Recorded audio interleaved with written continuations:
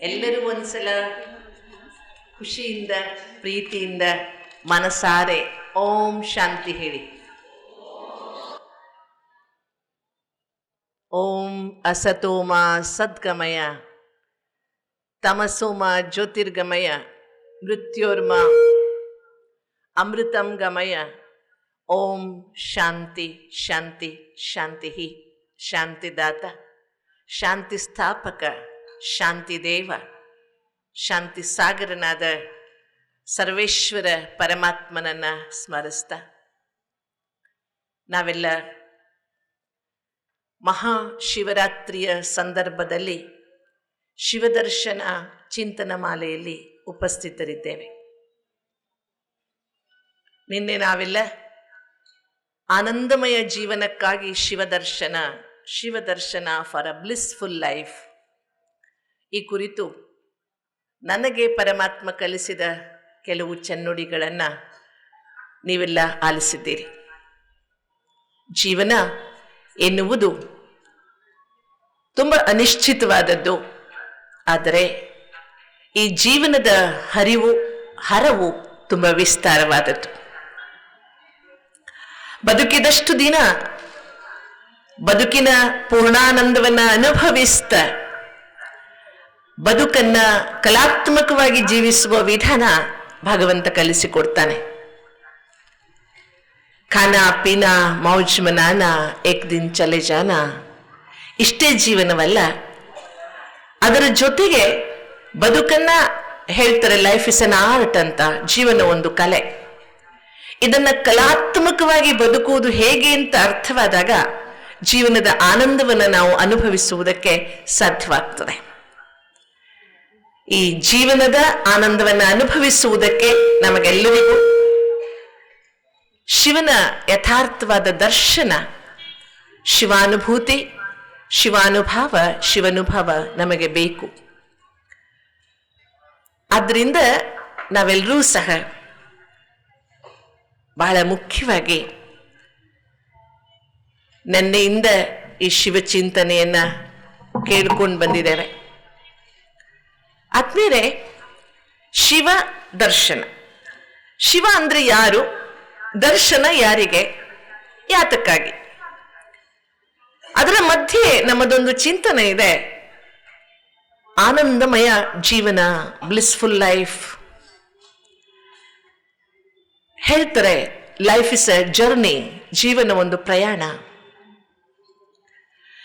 ಮಧ್ಯೆ ಮರಣ ಎನ್ನುವಂತಹ ಸ್ಟೇಷನ್ಗಳು ಬರ್ತಾ ಇರ್ತವೆ. ಆ ಸ್ಟೇಷನ್ ಅಲ್ಲಿ ಇಳಿತೀವಿ, ಮತ್ತೆ ಜನನ ಎನ್ನುವ ಸ್ಟೇಷನ್ ಅಲ್ಲಿ ಹತ್ತುತ್ತೀವಿ. ಆದ್ರೆ ಜೀವನ ಮಾತ್ರ ನಿರಂತರ.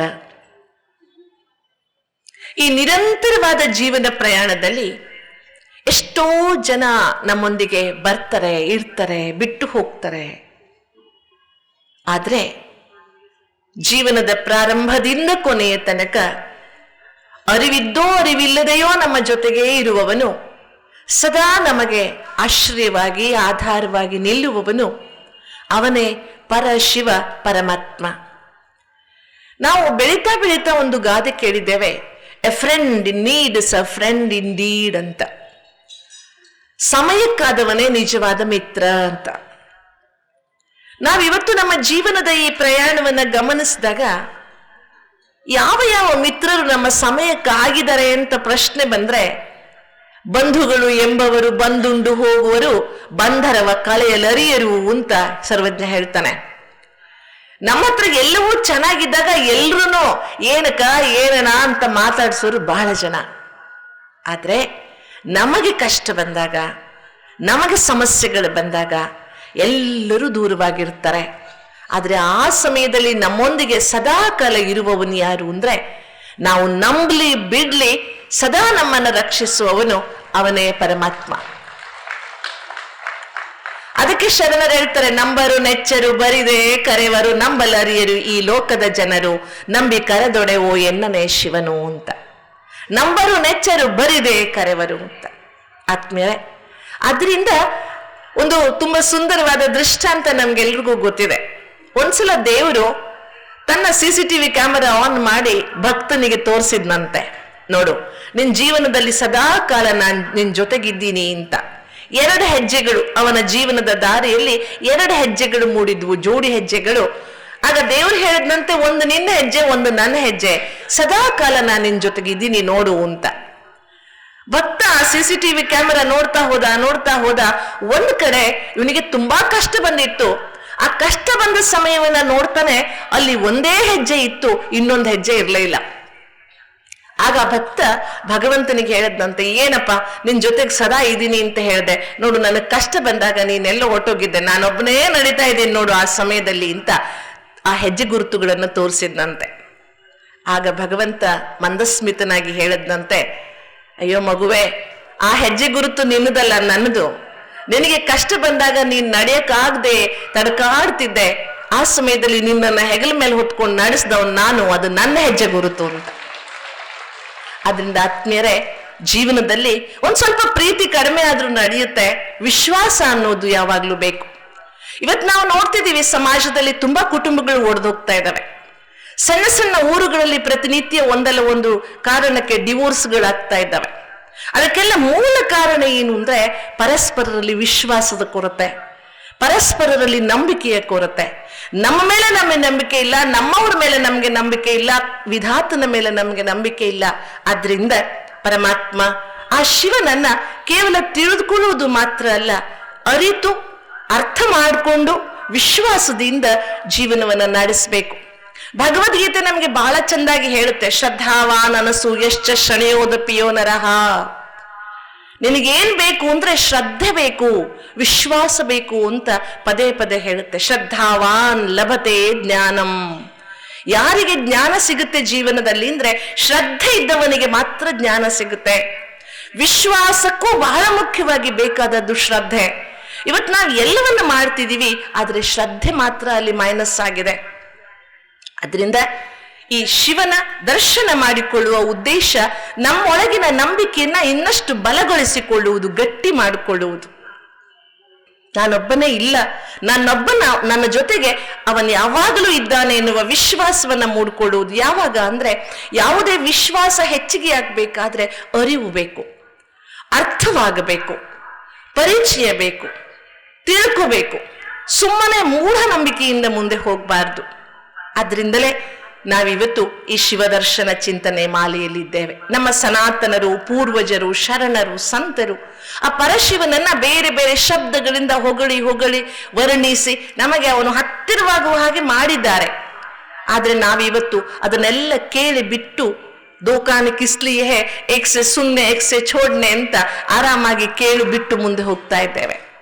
ಹಾಗಾಗ್ಬಾರ್ದು. ಅಂದ್ರೆ ಆ ಪರಮಾತ್ಮ ಶಿವನನ್ನ ತಿಳ್ಕೊಳ್ಳುವಾಗ ಅವನು ಯಾಕೆ ನಾನು ತಿಳ್ಕೋಬೇಕು, ನಾನು ಯಾರು ಎನ್ನುವುದನ್ನ ಒಂದು ಅರಕ್ಷಣ ಚಿಂತನೆ ಮಾಡೋಣ. ನಾನು ಯಾರು, ಅವನಿಗೂ ನನಗೂ ಏನು ಸಂಬಂಧ? ನೋಡಿ, ನಾವು ಭಕ್ತಿಯಲ್ಲಿ ಗಾಯನ ಮಾಡ್ತಾ ಬಂದ್ವಿ, ತಂದೆ ನೀನು, ತಾಯಿ ನೀನು, ಬಂಧು ನೀನು, ಬಳಗ ನೀನು, ಎನಗೆ ನೀನಲ್ಲದೆ ಬೇರಾರು ಇಲ್ಲವಯ್ಯ ಅಂತ ಹೇಳ್ತಾ ಬಂದ್ವಿ. ಆದ್ರೆ ನಿಜವಾಗಿ ಅಂತಸಾಕ್ಷಿಯನ್ನ ಎದೆ ಮೇಲೆ ಕೈ ಇಟ್ಕೊಂಡು ಒಂದ್ಸಲ ಕೇಳ್ಕೊಂಡು ನೋಡಿ ನೋಡೋಣ. ತಂದೆ ಅಂದ್ರೆ ಪರಮಾತ್ಮ ನೆನಪಾಗ್ತಾನ? ತಾಯಿ ಅಂದ್ರೆ ಪರಮಾತ್ಮ ನೆನಪಾಗ್ತಾನ? ಬಂಧು ಅಂದ್ರೆ ಪರಮಾತ್ಮ ನೆನಪಾಗ್ತಾನ? ಆಗೋದಿಲ್ಲ. ನಮ್ಮ ಸೀಮಿತತೆ ಎಷ್ಟು ಚೌಕಟ್ಟು ಸೀಮಿತವಾಗಿದೆ ಅಂದ್ರೆ, ನಾವು ಇನ್ನೂ ಸಹ ಗಾಯನ ಮಾಡ್ತೇವೆ, ತಂದೆ ನೀನು, ತಾಯಿ ನೀನು, ತ್ವಮೇವ ಮಾತಾಶ್ಚ ಪಿತಾ ತ್ವಮೇವ ಬಂಧುಶ್ಚ ಸಖ ತ್ವಮೇವ ವಿದ್ಯಾ ದ್ರವಿಣಂ ತ್ವಮೇವ ಮಮ ದೇವ ದೇವ ಅಂತ ಗಾಯನ ಮಾಡ್ತೇವೆ. ತುಮಿ ಹೋ ಮಾತಾ ಪಿತಾ ತುಮಿ ಹೋ ಅಂತ ಹಾಡು ಹೇಳ್ತೇವೆ. ಪಿತಾ ಅಹಮಸ್ಯ ಜಗತೋ ಮಾತಾ ದಾತಾ ಪಿತಾಮಹ ಪವಿತ್ರ ವೇದ್ಯಂ ಪವಿತ್ರ ಓಂಕಾರ ಋಕ್ಸಾಮ ಯಜುರೇವಚ ಅಂತ ಗಾಯನ ಮಾಡ್ತೇವೆ. ನೀನೇ ತಂದೆ, ತಾಯಿ, ಬಂಧು, ಬಳಗ ಎಲ್ಲವನ್ನ ಹೇಳ್ತೇವೆ. ಆದ್ರೆ ನಿಜವಾಗಿ ಹೇಳ್ಬೇಕು ಅಂದ್ರೆ ಇದು ಕೇವಲ ಲಿಪ್ ಸಿಂಪತಿ ಆಗ್ಬಿಟ್ಟಿದೆ. ಏನಾಗಿದೆ ಹೇಳಿ ನೋಡೋಣ. ಇಲ್ಲಿಂದ ಹೇಳ್ತೇವೆ, ಇಲ್ಲಿಂದ ಹೇಳೋದೇ ಇಲ್ಲ. ಯಾಕೆ ಹೇಳೋದಿಲ್ಲ? ಹೃದಯಾಂತರಾಳದಿಂದ ನೀನು ತಂದೆ, ನೀನು ತಾಯಿ, ನೀನು ಬಂಧು, ನೀನು ಬಳಗ ಅಂತ ಯಾಕೆ ಹೇಳೋದಿಲ್ಲ ಅಂದ್ರೆ, ನಮಗೆ ಆ ತಂದೆ, ಆ ತಾಯಿ, ಆ ಬಂಧು, ಆ ಬಳಗದ ಸರ್ವೋತ್ತಮನಾದ ಸರ್ವೋತ್ಕೃಷ್ಟನಾದ ಆ ಪರಮಾತ್ಮನ ಯಥಾರ್ಥವಾದ ಪರಿಚಯವಿಲ್ಲ. ಬಹಳ ವೇದಿಕೆಗಳಲ್ಲಿ ನಾವು ಬಸವಣ್ಣವರ ವಚನಗಳನ್ನ ತುಂಬಾ ಚೆನ್ನಾಗಿ ಕೇಳ್ತೇವೆ. ಇವನಾರವ ಇವನಾರವ ಇವನಾರವ ಎಂದೆನ್ನದಿರಯ್ಯ ಇವ ನಮ್ಮವ. ಯಾಕೆ ಇವ ನಮ್ಮವ ಅಂತ ಪ್ರಶ್ನೆ ಬಂದಾಗ ಅದಕ್ಕೆ ಬಸವಣ್ಣವರು ಉತ್ತರ ಕೊಡ್ತಾರೆ, ಇವ ನಮ್ಮ ಕೂಡಲ ಸಂಗನ ಮನೆಯ ಮಗ ಅಂತ. ನೀವು ನನ್ನವರು ಯಾಕೆ, ನೀವು ನನ್ನವರು ಯಾಕೆ ಅಂದ್ರೆ ನನಗೆ ನಿಮಗೆ ಯಾವ ರಕ್ತ ಸಂಬಂಧವೂ ಇಲ್ಲ, ಜಾತಿ ವಂಶ ಮನೆತನ ಯಾವ ಸಂಬಂಧವೂ ಇಲ್ಲ, ಆದ್ರೂ ನೀವು ಸಂಬಂಧಿಗಳು ಯಾಕೆಂದ್ರೆ ನಮಗೆ ನಿಮಗೆ ಅವನ ಜೊತೆಗೆ ಸಂಬಂಧವಿದೆ ಅಂದ್ಮೇಲೆ ಯಾರು ಅವನು ಅಂದ್ರೆ ಮೊದಲನೇದಾಗಿ ಅವನು ನಮ್ಮ ತಂದೆ, ಅವನು ನಮ್ಮ ತಾಯಿ, ಎಲ್ಲವೂ ಅವನೇ. ಆದರೆ ನಿಜವಾಗಿಯೂ ಸಹ ಈ ಒಂದು ವಸುದೈವ ಕುಟುಂಬದ ಕಲ್ಪನೆಯನ್ನು ನಾವೇನು ಸಮಾಜಕ್ಕೆ ಇವತ್ತು ಕೊಡ್ತಾ ಇದ್ದೇವೆ ಅಲ್ವಾ? ಅಯಂ ನಿಜ ಪರೋ ವೇತ್ತಿ ಗಣನಾಂ ಲಘು ಚೇತಸಾಂ ಉದಾರ ಚರಿತಾನಂತು ವಸುದೈವ ಕುಟುಂಬಕಂ ಅಂತ ಹೇಳ್ತಾ ಇದ್ದೇವೆ. ವಸುದೆಯೇ ಒಂದು ಕುಟುಂಬ ಅಂತ. ಆದ್ರೆ ನಮ್ಮ ಕುಟುಂಬಗಳೇ ಒಡೆದೋಗ್ತಾ ಇದ್ದಾವೆ ಇವತ್ತು. ಆದ್ರೆ ಜಗತ್ತಿಗೆ ಒಂದು ಏಕ ಕುಟುಂಬ, ವಿಶ್ವ ಕುಟುಂಬದ ಕಲ್ಪನೆಯನ್ನ ಕೊಡ್ತಿದ್ದೇವೆ. ಯಾವ ಆಧಾರದ ಮೇಲೆ ಅಂದ್ರೆ ಈ ಸೃಷ್ಟಿಕರ್ತ, ಸೃಷ್ಟಿಯ ಒಡೆಯ, ಸೃಷ್ಟಿಯ ನಿಯಾಮಕ, ಸೃಷ್ಟಿಯ ರಚಯಿತ, ಸೃಷ್ಟಿಯ ರಕ್ಷಕ, ಅವನು ಸರ್ವಶಕ್ತನಾದ ಪರಮಾತ್ಮ, ಇಡೀ ಈ ಸೃಷ್ಟಿಯ ಯಜಮಾನ, ಅವನು ಈ ಕುಟುಂಬದ ಯಜಮಾನ, ಅವನು ಈ ಕುಟುಂಬದ ರಚಯಿತ, ಅವನು ಮೂಲ ಪುರುಷ. ಅವನನ್ನ ತಿಳ್ಕೊಂಡಾಗ ಮಾತ್ರ ನಮ್ಮಲ್ಲಿ ಏಕತೆಯ ಬಾಂಧವ್ಯ ಗಟ್ಟಿಗೊಳ್ಳುವುದಕ್ಕೆ ಸಾಧ್ಯವಿದೆ. ಆದ್ರಿಂದ ಆ ಶಿವನ ದರ್ಶನ ಮಾಡಕ್ಕೆ ಹೊರಟಿವ ನಾನು ಯಾರು ಅಂದ್ರೆ ಇವತ್ತಿದ್ದು ನಾಳೆ ಬಿದ್ದು ಹೋಗುವ ಈ ಶರೀರ ಅಲ್ಲ. ಇವತ್ತು ಇಷ್ಟು ಸಣ್ಣ ಮಗುವಾಗಿದ್ದವರು ಮುದುಕನಾಗಿ ನಾಳೆ ಈ ಶರೀರವನ್ನ ಇಲ್ಲೇ ಬಿಟ್ಟು ಹೊರಟೋಗ್ತೀವಲ್ಲ, ಆ ಶರೀರವನ್ನ ಬಿಟ್ಟು ಹೋಗುವ, ಶರೀರದಲ್ಲಿರುವ, ಶರೀರವನ್ನ ನಡೆಸುವ, ಈ ದೇಹಕ್ಕೆ ಆಧಾರವಾಗಿರುವ, ಈ ಶರೀರ ಶವವಾಗದ ಹಾಗೆ ಈ ಶರೀರವನ್ನ ಜೀವಂತವಾಗಿಟ್ಟಿರುವ ಚೈತನ್ಯ ಶಕ್ತಿ ನಾನು ಹೊರಟೋದೆ ಅಂದ್ರೆ ಈ ಶರೀರ ಇಲ್ಲೇ ಶವವಾಗ್ತದೆ. ನೋಡಿ, ನಾನು ರಾಣೆಬೆನ್ನೂರಿಗೆ ಅಪರೂಪಕ್ಕೆ ಬಂದಿದ್ದೀನಿ, ಒಂದು 3-4ನೇ ಸಲ ಬಂದಿದ್ದೀನಿ ಅನ್ಕೊಳ್ಳಿ. ನನಗೆ ರಾಣೆಬೆನ್ನೂರಿನ ರಸ್ತೆಗಳಷ್ಟು ಪರಿಚಯ ಇಲ್ಲ. ನಾನು ನಮ್ಮ ಗೌರಿಶಂಕರ ನಗರದಲ್ಲಿರುವ ಬ್ರಹ್ಮಕುಮಾರಿ ಈಶ್ವರಿ ವಿಶ್ವವಿದ್ಯಾಲಯದಿಂದ ಇಲ್ಲಿಗೆ ಬರ್ತಾ ಇದ್ದೇನೆ, ಮುನ್ಸಿಪಲ್ ಗ್ರೌಂಡ್ಗೆ. ನಾನು ನಡ್ಕೊಂಡು ಬರ್ತಾ ಇದ್ದೇನೆ, ನೋಡೋಣ ಎಷ್ಟು ದೂರ ಅಂತ. ರಸ್ತೆಯಲ್ಲಿ ಬರುವಾಗ ನಾನು ಕಾಲಲ್ಲಿ ಮೆಟ್ಕೊಂಡಿರೋ ಚಪ್ಪಲಿ ಹರಿದೋಗುತ್ತೆ. ಚಪ್ಪಲಿ ಚೆನ್ನಾಗೇ ಇತ್ತು, ಕಿತ್ತು ಹೋಗಿದೆ. ಹೊಲಿಸ್ಕೊಂಡ್ರೆ ಇನ್ನೊಂದು ವರ್ಷ ಬರುತ್ತೆ. ಅದಕ್ಕೆ ನಾನು ಆ ಚಪ್ಪಲಿಯನ್ನ ಯಾರ್ದಾದ್ರೂ ನಿಮ್ಮ ಮನೆಯ ಮುಂದೆ ಇಟ್ಟು ಹೋಗ್ತೀನಮ್ಮ, ವಾಪಸ್ ಬರುವಾಗ ಎತ್ಕೊಂಡು ಹೋಗ್ತೀನಿ ಅಂದ್ರೆ ನೀವೆಲ್ಲರೂ ಆರಾಮಾಗಿ ಇಟ್ಕೊಳ್ತೀರಾ, ಇಟ್ಟೋಗಿಮ್ಮ, ಏನ್ ಅದಕ್ಕೇನಾಗ್ಬೇಕು ಅಂತ ಅಲ್ವಾ? ಅದೇ ಬೈ ಚಾನ್ಸ್ ನಾನು ನಿಮಗೆ ಪರಿಚಿತಳು, ಗೊತ್ತಿದೆ, ಬೈ ಚಾನ್ಸ್ ನಾನು ನಿಮ್ಮ ಮನೆ ಮುಂದೆ ಸತ್ತು ಹೋದೆ ಅನ್ಕೊಳ್ಳಿ, ನನ್ನ ಹೆಣ ಇಟ್ಕೊಳ್ತೀರಾ? ಯಾರು ಇಟ್ಕೊಳ್ಳಲ್ಲ. ಕಾಲಲ್ಲಿ ಹಾಕೋ ಚಪ್ಪಲಿಗಿರೋ ವ್ಯಾಲ್ಯೂ ಇಲ್ರಿ ಮನುಷ್ಯ ಸತ್ತು ಹೋದ್ಮೇಲೆ ಅಲ್ವಾ?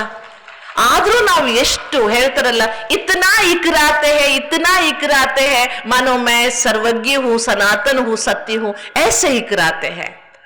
ನಾನು ಸಾಯೋದೇ ಇಲ್ವೇನೋ ಅನ್ನುವಷ್ಟರ ಮಟ್ಟಿಗೆ ನಾವು ಅಹಂಕಾರ ಪಡ್ತೇವೆ. ಹೌದು, ಆತ್ಮ ಸಾಯುವುದಿಲ್ಲ, ಆದರೆ ಶರೀರ ಅಂತೂ ಹೋಗುತ್ತಲ್ಲ ಒಂದಿನ.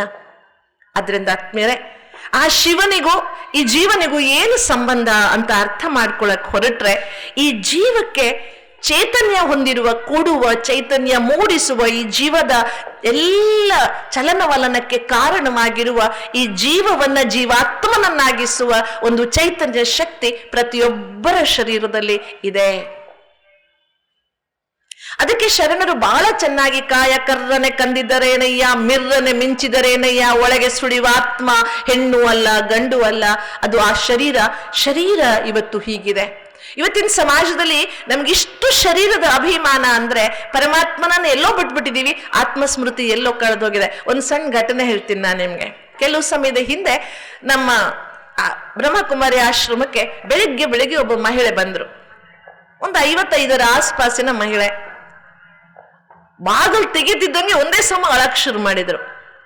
ಯಾಕೆ ಮಾಡ್ತೀರಾ, ಏನಾಯ್ತು ಅಂತ, ಯಾರು ಅಂತ ಗೊತ್ತಿಲ್ಲ, ಅಪರಿಚಿತರು ಅಳಕ್ ಶುರು ಮಾಡಿದ್ದಾರೆ. ಯಾಕೆ ಮಾಡ್ತಿದ್ದೀರಾ ಅಂತ ಕೇಳಿದೆ. ಮೊದಲು ನೀರು ಕುಡೀರಿ, ಕೂತ್ಕೊಳ್ಳಿ, 10 ಮುಗಿಸ್ರಿ, ಆಮೇಲೆ ಮಾತಾಡಿ ಇಂದೆ. ಒಂದು 10 ನಿಮಿಷ ಹತ್ತಾದ್ಮೇಲೆ ಶುರು ಮಾಡಿದ್ರು. ಅವ್ರ ಸಮಸ್ಯೆ ಏನಂತೆ ಅಂದ್ರೆ, ಅವರು ಬಸ್ ಹತ್ತಿದ್ರೆ, ರಿಕ್ಷಾ ಹತ್ತಿದ್ರೆ, ನೆಂಟರ ಮನೆಗೆ ಹೋದ್ರೆ ಮನೆಯಲ್ಲಿ ಎಲ್ಲರೂ ಅವ್ರಿಗೆ ಅಜ್ಜಿ ಅಂತ ಕರೀತಾರಂತೆ. ಅದಕ್ಕೆ ಅವರಿಗೆ ತುಂಬಾ ಅಪಮಾನ ಆಗಿದೆಯಂತೆ, ಬೇಜಾರಾಗಿದೆಯಂತೆ, ಅದಕ್ಕೆ ಅಳ್ತಾರಂತೆ. ಅದ್ಭುತ. ಸರಿ, ಹಾಗಾದ್ರೆ ನಾನು ಕೇಳಿದೆ, ನಿಮಗೆ ಮದುವೆ ಆಗಿದೆಯಾ ಅಮ್ಮ? ಮದುವೆ ಆಗಿದೆ. ಮಕ್ಕಳಿದಾರ? ಮಕ್ಕಳಿದ್ದಾರೆ, 2 ಜನ ಗಂಡು ಮಕ್ಕಳಿದ್ದಾರೆ, ಇಬ್ರಿಗೂ ಮದುವೆ ಆಗಿದೆ, ಒಂದು ಮೊಮ್ಮಗು ಬೇರೆ ಬಂದಿದೆ. ಮೊಮ್ಮಗು ಬಂದ್ಮೇಲೆ ಅಜ್ಜಿ ಅಂತ ಹೇಳಿದೆ, ಇನ್ನೇನು ಹೇಳುತ್ತೆ ಅಂತ ಕೇಳಿದೆ ನಾನು. ಆಗ ಅವ್ರು ಹೇಳಿದ್ರು, ಇಲ್ಲ ಇಲ್ಲ ನೋಡಿ, ನನ್ನ ಮೊಮ್ಮಗು ಇದೆಯಲ್ಲ, ತನ್ನ ಅಮ್ಮನಿಗೆ ಮಮ್ಮಿ ಅನ್ನುತ್ತೆ, ನನಗ ಅಮ್ಮ ಅನ್ನುವಂತೀನಿ, ಕೇಳೋದೇ ಇಲ್ಲ, ಅದು ಅಜ್ಜಿ ಅನ್ನುತ್ತೆ ನನಗೆ. ರಿಕ್ಷಾ ಹತ್ತೀನಿ, ಅಜ್ಜಿ ಬನ್ರಿ ಅಂತಾನೆ. ಬಸ್ ಹತ್ತೀನಿ, ಅಜ್ಜಿ ಟಿಕೆಟ್ ಕೊಡ್ಲಾ ಅಂತ ಕೇಳ್ತಾನೆ. ಸಂಬಂಧಿಕರು ಎಲ್ರು ನೀನ್ ಅಜ್ಜಿ ಆಗ್ಬಿಟ್ಟೆ ಅಂತ ಹೇಳ್ತಾರೆ. ನನಗೆ ತುಂಬಾ ಬೇಜಾರಾಗುತ್ತೆ. ಈ ಸಮಸ್ಯೆ ತಗೊಂಡು ಬಂದಿದ್ರು ನೋಡಿ, ಅದ್ಭುತವಾದ ಸಮಸ್ಯೆ. ಆಮೇಲೆ ತಲೆ ಕೂದಲು ಬೆಳಗಾಗಿದ್ಯಲ್ಲಮ್ಮ, ಅದಕ್ಕೆ ಅಜ್ಜಿ ಅಂತಾರೆ. ಒಂದ್ ಕೆಲಸ ಮಾಡು, ಹೆಂಗೋ ಬ್ಯೂಟಿ ಪಾರ್ಲರ್ ಇದಾವೆ, ಅಲ್ಲಿ ಹೋಗಿ ಬಣ್ಣ ಹಚ್ಚಿಸ್ಕೊಂಡ್ ಬಂದ್ಬಿಡು, ಯಾರು ಅಜ್ಜಿ ಅನ್ನಲ್ಲ ಅಂದೆ ನಾನು. ಇಲ್ಲಂತೆ, ತಲೆ ಕೂದ್ಲಿಗೆ ಬಣ್ಣ ಹಚ್ಚೋದು ಬೇಡವಂತೆ, ಅಜ್ಜಿ ಅನ್ಬಾರ್ದಂತೆ. ವಿಚಿತ್ರವೋ ವಿಚಿತ್ರವಾದ ಸಮಸ್ಯೆ. ಎಷ್ಟು ಹೇಳಿದ್ರು ಅರ್ಥನೇ ಆಗ್ತಿಲ್ಲ, ಅಳುವುದೇ ಅಳುವುದು, ಸಮಸ್ಯೆನೇ ಮುಗಿತಿಲ್ಲ. ಕೊನೆಗೆ ನಾನು ಒಂದು ಪ್ರಶ್ನೆ ಕೇಳಿದೆ, ನಿಮ್ಮನ್ನು ಪ್ರಶ್ನೆ ಕೇಳ್ತೀನಿ ನೋಡಿ. ಇವತ್ತು ಮಾಸ್ತರ್ ಆಗಿದ್ದವ್ ನಾಳೆ ಹೆಡ್ ಮಾಸ್ಟರ್ ಆಗ್ತಾನೆ. ಇವತ್ತು ತಹಶೀಲ್ದಾರ್ ಆಗಿದ್ದವ್ ನಾಳೆಗೆ DC ಆಗಿ ಪ್ರಮೋಷನ್ ಆಗುತ್ತಲ್ವಾ? ಸಮಾಜದಲ್ಲಿ ನೌಕರಿಯಲ್ಲಿ ಪ್ರಮೋಷನ್ ಆಗುತ್ತೆ. ಇವತ್ತು PSI ಆಗಿದ್ದವ್ ನಾಳೆ ಸರ್ಕಲ್ ಇನ್ಸ್ಪೆಕ್ಟರ್ ಆಗ್ತಾನೆ. ಹೀಗೆ, ಅಥವಾ ಈಗ ನೀವು ಯಾವುದೇ ಸಮಾಜ ಸೇವಾ ಸಂಸ್ಥೆಯಲ್ಲಿ ಇದ್ದವರು ತಾಲೂಕಾ ಅಧ್ಯಕ್ಷರಿದ್ದವರು ಜಿಲ್ಲಾಧ್ಯಕ್ಷರಾಗ್ತೀರಿ. ಹೀಗೆ ನಿಮಗೆ ಸಮಾಜದಲ್ಲಿ ಪ್ರಮೋಷನ್ ಬಂದಾಗ, ನೌಕರಿಯಲ್ಲಿ, ಹುದ್ದೆಯಲ್ಲಿ ನೀವು ಪದೋನ್ನತಿಯನ್ನ ಹೊಂದಿದಾಗ, ಪ್ರಮೋಷನ್ ಅನ್ನ ಪಡೆದಾಗ ಖುಷಿ ಪಡ್ತಿರೋ ಅಳ್ತಿರೋ? ಹೇಳಿ ನೋಡೋಣ. ಖುಷಿ ಪಡ್ತಿರೋ ಅಳ್ತಿರೋ? ಖುಷಿ ಪಡ್ತಿರಲ್ವಾ? ಪಾರ್ಟಿ ಕೊಡ್ತಿರಲ್ವಾ? ಹಾಗೆ ಸಂಬಂಧಗಳಲ್ಲಿ ಪ್ರಮೋಷನ್ ಆದ್ರೆ ಯಾಕೆ ಅಳುವುದು? ಅಮ್ಮ ಇದ್ದವರು ಅಜ್ಜಿ ಆದ್ರೆ ಸಂಬಂಧದಲ್ಲಿ ಪ್ರಮೋಷನ್ ಹೌದೋ ಅಲ್ವೋ? ಹೌದೋ ಅಲ್ವೋ ಹೇಳ್ರಿ. ಸಂಬಂಧಗಳಲ್ಲಿ ಪ್ರಮೋಷನ್ ಆಯ್ತು, ಪದೋನ್ನತಿ ಆಯ್ತು ಅಂದ್ರೆ ಖುಷಿ ಪಡ್ಬೇಕು ಬೇಡವೋ? ಆದ್ರೆ ಖುಷಿ ಯಾಕೆ ಆಗ್ತಿಲ್ಲ ಅಂದ್ರೆ ದೇಹದ ಅಭಿಮಾನದ ಕಾರಣ ಆಗ್ತಿಲ್ಲ. ಪರಿವರ್ತನೆ ಪ್ರಕೃತಿಯ ಧರ್ಮ. ಸಣ್ಣ ಮಗುವಿದ್ದವರು ಇವತ್ತು ದೊಡ್ಡವರಾಗಿದ್ದೀವಿ, ನಾಳೆ ಮುದುಕರಾಗ್ತೀವಿ, ತಲೆಯೆಲ್ಲ ಬೆಳ್ಳಗಾಗ್ತದೆ, ಒಂದಿನ ಹೋಗ್ತೀವಿ. ಇದು ಪ್ರಕೃತಿಯ ಧರ್ಮ. ಪರಿವರ್ತನೆಗೆ ಒಗ್ಗಿಕೊಳ್ಳದೇ ಇರುವುದು ಅಧರ್ಮ. ಆ ಪರಿವರ್ತನೆಯನ್ನ ಸ್ವೀಕಾರ ಮಾಡದೇ ಇರುವುದು ಅಧರ್ಮ. ನಾನೀಗ ಇನ್ನೊಂದು ಖುಷಿ ಪಾಯಿಂಟ್ ಹೇಳ. ತಲೆ ಕೂದಲು ಬೆಳಗಾಯ್ತು ಅಂದ್ರೆ ಭಾರಿ ಸಂತೋಷ. ನನ್ಗಂತೂ ಭಾರಿ ಸಂತೋಷ. ಯಾಕೆ ಗೊತ್ತಾ? ಬಸ್ ಹತ್ರಿ, ಟ್ರೈನ್ ಹತ್ರಿ, ಫ್ಲೈಟ್ ಹತ್ರಿ, ನಿಮ್ ಲಗೇಜನ್ನ ಬೇರೆಯವ್ರು ಎತ್ತಿಟ್ಟು ಬಿಡ್ತಾರೆ. ಎಷ್ಟು ಸಂತೋಷ ನೋಡಿ. ಕಷ್ಟಪಡೋ ಅವಶ್ಯಕತೆನೇ ಇಲ್ಲ. ಇನ್ ತಲೆ ಕೂದಲು ಬೆಳಗಾಗಿದೆ, ನಾವು ರಸ್ತೆಯಲ್ಲಿ ಹೋಗ್ತಾ ಇದೀವಿ, ಯಾರು ನಮ್ಮನ್ನ ನೋಡಿ ಸಿಳ್ಳೆ ಹಾಕಲ್ರಿ. ಹೌದಾ ಇಲ್ವಾ? ಈ ಮುದುಕಿಗೆ ಏನ್ ಸಿಳ್ಳೆ ಹಾಕೋದು ಅಂತ ಎಷ್ಟು ಸಂತೋಷ ನೋಡಿ. ಅದಕ್ಕೆ ಜೀವನದ ಯಾವುದೇ ರೀತಿಯ ಬ್ರೈಟರ್ ಸೈಡ್ ಅಂತ ಹೇಳ್ತೀವಿ, ಪಾಸಿಟಿವ್ ಆಸ್ಪೆಕ್ಟ್, ಜೀವನದಲ್ಲಿ ಬದಲಾವಣೆ ಅನಿವಾರ್ಯ, ಅಗತ್ಯವೂ ಸಹ. ಆ ಬದಲಾವಣೆಯನ್ನ, ಅನಿವಾರ್ಯತೆಯನ್ನ ಸ್ವೀಕರಿಸುವ ಮನೋಭಾವ ನಮಗೆ ಬಂದಾಗ ಜೀವನದ ಆನಂದ ತಾನಾಗಿಯೇ ಅನುಭವಕ್ಕೆ ಬರುತ್ತೆ. ನೋಡಿ, ಒಂದು ಹುಡುಗ 10 ವರ್ಷ, 15 ವರ್ಷ, 18 ವರ್ಷ ಆದ್ರೂ ಮೀಸೆ ಬಂದಿಲ್ಲ ಅಂದ್ರೆ ಆಸ್ಪತ್ರೆಗೆ ಕರ್ಕೊಂಡು ಹೋಗ್ರಪ್ಪ, ಏನಾದ್ರು ಸಮಸ್ಯೆ ಇದೆ ಅಂತೀವಿ. ಪರಿವರ್ತನೆ ಆಗ್ಬೇಕಾ ಬೇಡವಾ ಹೇಳಿ? ಹಾಗೆ ಬಹಳ ಮುಖ್ಯವಾಗಿ ಈ ಶರೀರದ ಪರಿವರ್ತನೆ ಜಗತ್ತಿನ ನಿಯಮ. ಆದ್ರೆ ಶರೀರದ ಪರಿವರ್ತನೆ ಆಗ್ತಾ ಆಗ್ತಾ ಒಂದು ದಿನ ಈ ಶರೀರವನ್ನ ಬಿಟ್ಟು ಹೋಗುವುದು ಒಂದು ಪರಿವರ್ತನೆಯೇ. ಈ ಶರೀರವನ್ನ ಬಿಟ್ಟು ಇನ್ನೊಂದು ಶರೀರವನ್ನ ಪಡೆಯುವುದಿದೆಯಲ್ಲ, ಒಬ್ಬರ ಮನೇಲಿ ಯಾರೋ ಸತ್ರ, ಇನ್ನೊಬ್ಬರ ಮನೇಲಿ ಯಾರೋ ಹುಟ್ಟುತ್ತಾರೆ ಅಲ್ವಾ? ಇದು ಜಗತ್ತಿನ ಚಕ್ರ, ಕಾಲಚಕ್ರ. ಪುನರಪಿ ಜನನಂ ಪುನರಪಿ ಮರಣಂ. ಜಾತಸ್ಯ ಹಿ ಧ್ರುವೋ ಮೃತ್ಯು ಧ್ರುವಂ ಜನ್ಮ ಮೃತಸ್ಯ ಚ ತಸ್ಮಾದ ಪರಿಹಾರ್ಯರ್ಥೆ ನತ್ವಂ ಶೋಚಿತುಮರ್ಹಸಿ. ಹುಟ್ಟಿದವನು ಸಾಯಲೇಬೇಕು, ಸತ್ತವನು ಹುಟ್ಟಲೇಬೇಕು. ಪರಿಹರಿಸಲಾರದ ಈ ಸಮಸ್ಯೆಯ ಬಗ್ಗೆ ಚಿಂತೆ ಮಾಡುವುದು ಅನರ್ಥ, ಅನವಶ್ಯಕ ಅಂತ ಭಗವಂತ ಹೇಳ್ತಾನೆ. ಆದ್ರಿಂದ ಆತ್ಮೇರೆ ತುಂಬಾ ಅಗತ್ಯವಾಗಿ ಆ ಶಿವನ ದರ್ಶನವನ್ನ ಮಾಡ್ಕೊಳ್ಬೇಕಾದ್ರೆ ಮೊದಲು ನನ್ನೊಳಗಿರುವ ಆ ಚೈತನ್ಯದ ದರ್ಶನ ನನಗಾಗ್ಬೇಕು. ನಾವಿವತ್ತು ಇಡೀ ದಿನ ಕನ್ನಡಿಯಲ್ಲಿ ನೋಡ್ತೀವಿ, ಕುಂತ್ರೆ ನಿಂತ್ರೆ ಕನ್ನಡಿಯಲ್ಲಿ ನೋಡ್ತಾ ಇರ್ತೀವಿ. ಎಲ್ಲರ ಒಂದು ಬೈಕ್ ಕನ್ನಡಿ ಕಾಣ್ತಾ ಹಿಂಗ್ ಮಾಡೋರ್ನ ನೋಡ್ತಾ ಇರ್ತೀನಿ ನಾನು. ಬರೀ ಕನ್ನಡಿಯಲ್ಲಿ, ಮೊಬೈಲ್ನಲ್ಲಿ ಕನ್ನಡಿಯಲ್ಲಿ ನೋಡುದೇ ಏನ್ ನೋಡ್ಕೊಳ್ತಿದೀವಿ ನಾವು? ಮುಖ ನೋಡ್ಕೊಳ್ತಿದ್ದೀವಿ ಅಲ್ವಾ? ಆ ಮುಖದ ಒಳಗಿರುವ ಚೈತನ್ಯವನ್ನ ನಾವು ಗಮನಿಸುವುದೇ ಇಲ್ಲ. ಅದರೊಳಗಿನ ಗುಣಗಳ ಕಡೆ ಗಮನವೇ ಇಲ್ಲ. ಅದಕ್ಕೆ ನಮ್ಮ ಹಿರಿಯರು ಹೇಳಿದ್ರು, ಗುಣಾಹ ಸರ್ವತ್ರ ಪೂಜ್ಯಂತೆ ಪಿತೃವಂಶೋ ನಿರರ್ಥಕ ಅಂತ. ಪೂಜೆ ನಡೆಯುವುದು ಯಾವುದಕ್ಕೆ ಅಂದ್ರೆ ಗುಣಗಳಿಗೆ ವಿನಃ ನೀನ್ ಯಾವ ವಂಶದವನು ಅಂತ ಯಾರೂ ಸಹ ಕೇಳುವುದಿಲ್ಲ. ಅದರಿಂದ ಆತ್ಮೇಲೆ ತುಂಬಾ ಅಗತ್ಯವಾಗಿ ಶಿವ ದರ್ಶನ ನಮ್ಮ ಜೀವನದಲ್ಲಿ ಆಗ್ಬೇಕಾದ್ರೆ ಮೊದಲು ಸ್ವಯಂನ ದರ್ಶನವಾಗಬೇಕು. ನಾನು ಯಾರು, ಈ ಜಗತ್ತಿಗೆ ಯಾಕೆ ಬಂದೆ, ನಾನು ಎಷ್ಟು ದಿನ ಇರ್ತೇನೆ, ಇರುವಷ್ಟು ದಿನ ನಾನು ಏನು ಮಾಡಬೇಕು. ಹುಟ್ಟು ಆಕಸ್ಮಿಕ, ಸಾವು ಅನಿವಾರ್ಯ. ಹುಟ್ಟು ಸಾವಿನ ಮಧ್ಯದ ಜೀವನ ಇದೆಯಲ್ಲ, ಇದು ಆಕಸ್ಮಿಕವೂ ಅಲ್ಲ, ಅನಿವಾರ್ಯವೂ ಅಲ್ಲ, ಇದು ವಾಸ್ತವ. ಸೊ ಲಿವ್ ಇನ್ ಪ್ರೆಸೆಂಟ್, ವರ್ತಮಾನದಲ್ಲಿ ಬದುಕೋಣ. ವರ್ತಮಾನದಲ್ಲಿ ಬದುಕಿದರೆ ಮಾತ್ರ ಜೀವನದ ಆನಂದವನ್ನು ನಾವು ಅನುಭವಿಸುವುದಕ್ಕೆ ಸಾಧ್ಯವಾಗುತ್ತೆ. ವರ್ತಮಾನದಲ್ಲಿ ಬದುಕುವುದಕ್ಕೆ, ಬದುಕು ಹೇಳ್ತಾರೆ, ಬದುಕು ಜಟಕ ಬಂಡಿ ವಿಧಿಯದರ ಸಾಹೇವ ಅಲ್ವಾ. ಈ ಜೀವನ ಅನ್ನುವುದೊಂದು ಜಟಕ ಬಂಡಿ ಇದ್ದ ಹಾಗೆ, ಇದು ಮರಣಕ್ಕೋ ಮಸಣಕ್ಕೋ ಎಲ್ಲಿ ಕರ್ಕೊಂಡು ಹೋಗುತ್ತೋ ಗೊತ್ತಿಲ್ಲ, ಆದರೆ ಎಲ್ಲದಕ್ಕೂ ತಯಾರಾಗಿರ್ಬೇಕು. ಈ ಜೀವನ ಎನ್ನುವಂತಹ ಚಕ್ರಕ್ಕೆ ಅರ್ಥಪೂರ್ಣವಾಗಿ ನಾವು ಅದನ್ನು ಅರ್ಥ ಮಾಡಿಕೊಂಡಾಗ ಜೀವನದ ಆನಂದವನ್ನು ಅನುಭವಿಸಕ್ಕಾಗುತ್ತೆ. ಇವತ್ತು ನಾವೆಲ್ಲರೂ ಪೂಜೆ ಮಾಡ್ತೀವಿ ಶಿವನನ್ನ, ಆದ್ರೆ ಪೂಜೆ ಮಾಡುವವನು ಯಾರು ಅಲ್ವಾ. ನೀವು ವಿಚಾರ ಮಾಡಿ, ಯಾರಿಗೋ ಕೈಯಿಂದ ಯಾರನ್ನೋ ನಾವು ಹೊಡೆದ್ವಿ, ಕೈ ಕತ್ತರಿಸಿದ್ರೆ ಮನಸ್ಸು ಬದಲಾಗುತ್ತಾ? ನೀವು ಹೊಡೆದಿಯಲ್ಲ, ಈ ಕೈ ಕತ್ತರಿಸ್ಬಿಡ್ತೀನಿ ನಾನು ಅಂದ್ರೆ ಮನಸ್ಸು ಬದಲಾಗುತ್ತಾ? ಇಲ್ಲ ಅಲ್ವಾ. ಇವತ್ತು ಬದಲಾಗಬೇಕಾದದ್ದು ಮನಸ್ಸು, ಖುಷಿ ಬೇಕಾದದ್ದು ಮನಸ್ಸಿಗೆ, ಖುಷಿ ಇಲ್ಲವಾಗಿರುವುದು ಮನಸ್ಸಿಗೆ. ಅದಕ್ಕೆ ನಮ್ಮ ಹಿರಿಯರು ಹೇಳಿದ್ರು, ಮನ ಏವಂ ಮನುಷ್ಯಾಣಾಂ ಕಾರಣಂ ಬಂಧ ಮೋಕ್ಷಯೋಹೋ. ಮನುಷ್ಯನ ಬಂಧನ ಮೋಕ್ಷಕ್ಕೆ ಕಾರಣವಾದದ್ದು ಅವನದೇ ಮನಸ್ಸು. ಅದಕ್ಕೆ ನಮ್ಮ ಹಿರಿಯರು ಹೇಳಿದ್ರು, ಮನ ಜೀತೆ ಜಗತ್ ಜೀತ್. ಮನಸ್ಸು ಗೆದ್ದವನು ಜಗತ್ತನ್ನ ಗೆಲ್ತಾನೆ.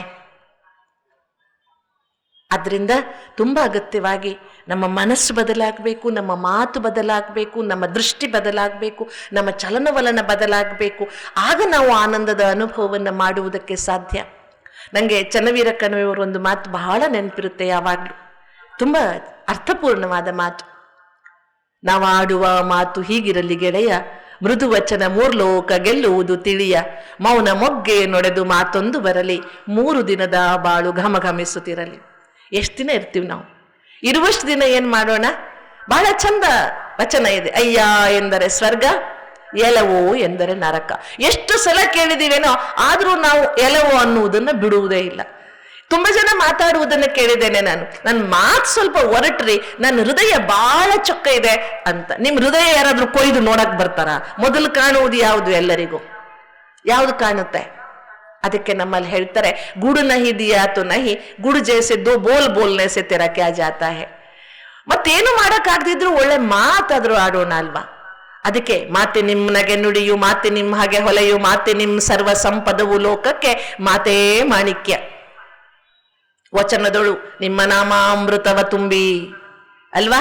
ನುಡಿದರೆ ಮುತ್ತಿನ ಹಾರದಂತಿರಬೇಕು, ಸ್ಫಟಿಕದ ಶಲಾಕೆಯಂತಿರಬೇಕು, ಲಿಂಗ ಮೆಚ್ಚಿ ಆಹುದೇನಬೇಕು. ಏನ್ ಹೇಳಿದ್ದು ತಿರ್ಗಾ ನೋಡ್ಕೊಳ್ಳೋಣ ನಮ್ಮ ಮಾತು ಹೆಂಗಿದೆ ಅಂತ. ಹೆಂಗಿದೆ? ಗುಂಡು ಹೊಡೆದಂಗಿದ್ಯಾ, ಕಲ್ಲು ಹೊಡೆದಂಗಿದ್ಯಾ? ಅಥವಾ ಯಾರಾದ್ರೂ ನಮ್ಮ ಮಾತಿನಿಂದ ಅವರ ಮುಖದಲ್ಲಿ ಒಂದು ಸಣ್ಣ ಖುಷಿಯನ್ನ ತರುವುದಕ್ಕೆ ಸಾಧ್ಯವಾಗ್ತಿದ್ಯಾ? ಹೇಗಿದೆ ನನ್ನ ಮಾತು? ಹಾಗಾದ್ರೆ ಮಾತಾಡುವವನು ಯಾರು? ಬಾಯಿ ಮಾತಾಡ್ತದ? ಈ ಮೈಕಿನಾರ ಮಾತಾಡ್ತದ? ನಾನು ಮಾತಾಡಿದ್ದನ್ನ ನಿಮ್ಮವರೆಗೆ ತಲುಪಿಸ್ತದೆ ಈ ಮೈಕ್. ಹಾಗೆ ನಾನು ಮಾತಾಡಿದ್ದನ್ನ ಈ ಬಾಯಿ ನಿಮ್ಮವರೆಗೆ ತಲುಪಿಸ್ತಿದೆ. ಮಾತಾಡುವವ ನಾನು ಇಲ್ಲದೆ ಹೋದ್ರೆ ಈ ಬಾಯಿ ಏನೂ ಮಾಡುವುದಿಲ್ಲ. ಹೆಣದ ಮುಂದೆ ನೀವು ನಿಂತು ಮಾತಾಡಿ ಅದೇನಾದ್ರೂ ಮಾತಾಡುತ್ತಾ? ಏನು ಮಾತಾಡುವುದಿಲ್ಲ. ಆದ್ಮೇಲೆ ನಾನು ಫಸ್ಟ್ ಟೈಮ್ ಜೀವನದಲ್ಲಿ ಸಾವು ನೋಡಿದ್ದು 6ನೇ ಕ್ಲಾಸ್ನಲ್ಲಿ. ಅಲ್ಲಿವರೆಗೆ ನಾನು ಯಾರ್ದು ಸಾವೇ ನೋಡಿರ್ಲಿಲ್ಲ. ಒಟ್ಟು ಕುಟುಂಬದಲ್ಲಿ ಬೆಳೆದವರು ನಾವು ಯಾವ ಸಾವಿನ ಮನೆಗೆ ಯಾರನ್ನು ಕರ್ಕೊಂಡು ಹೋಗ್ತಿರ್ಲಿಲ್ಲ. ಆಗಿನ ಕಾಲದಲ್ಲಿ ಟಿವಿ ಗಿವಿ ಇರಲೇ ಇಲ್ಲ. ಹಾಗಾಗಿ ಸಾವು ನೋಡುವ ಪ್ರಮೇಯವೇ ಬಂದಿರಲಿಲ್ಲ. ನಮ್ಮ ಮನೆಯಲ್ಲಿ ಮೊದಲನೆಯ ಸಾವು ನಮ್ಮ ತಾತನ ಸಾವು. ನಮ್ಮ ಅಜ್ಜ ಶರೀರ ಬಿಟ್ರು.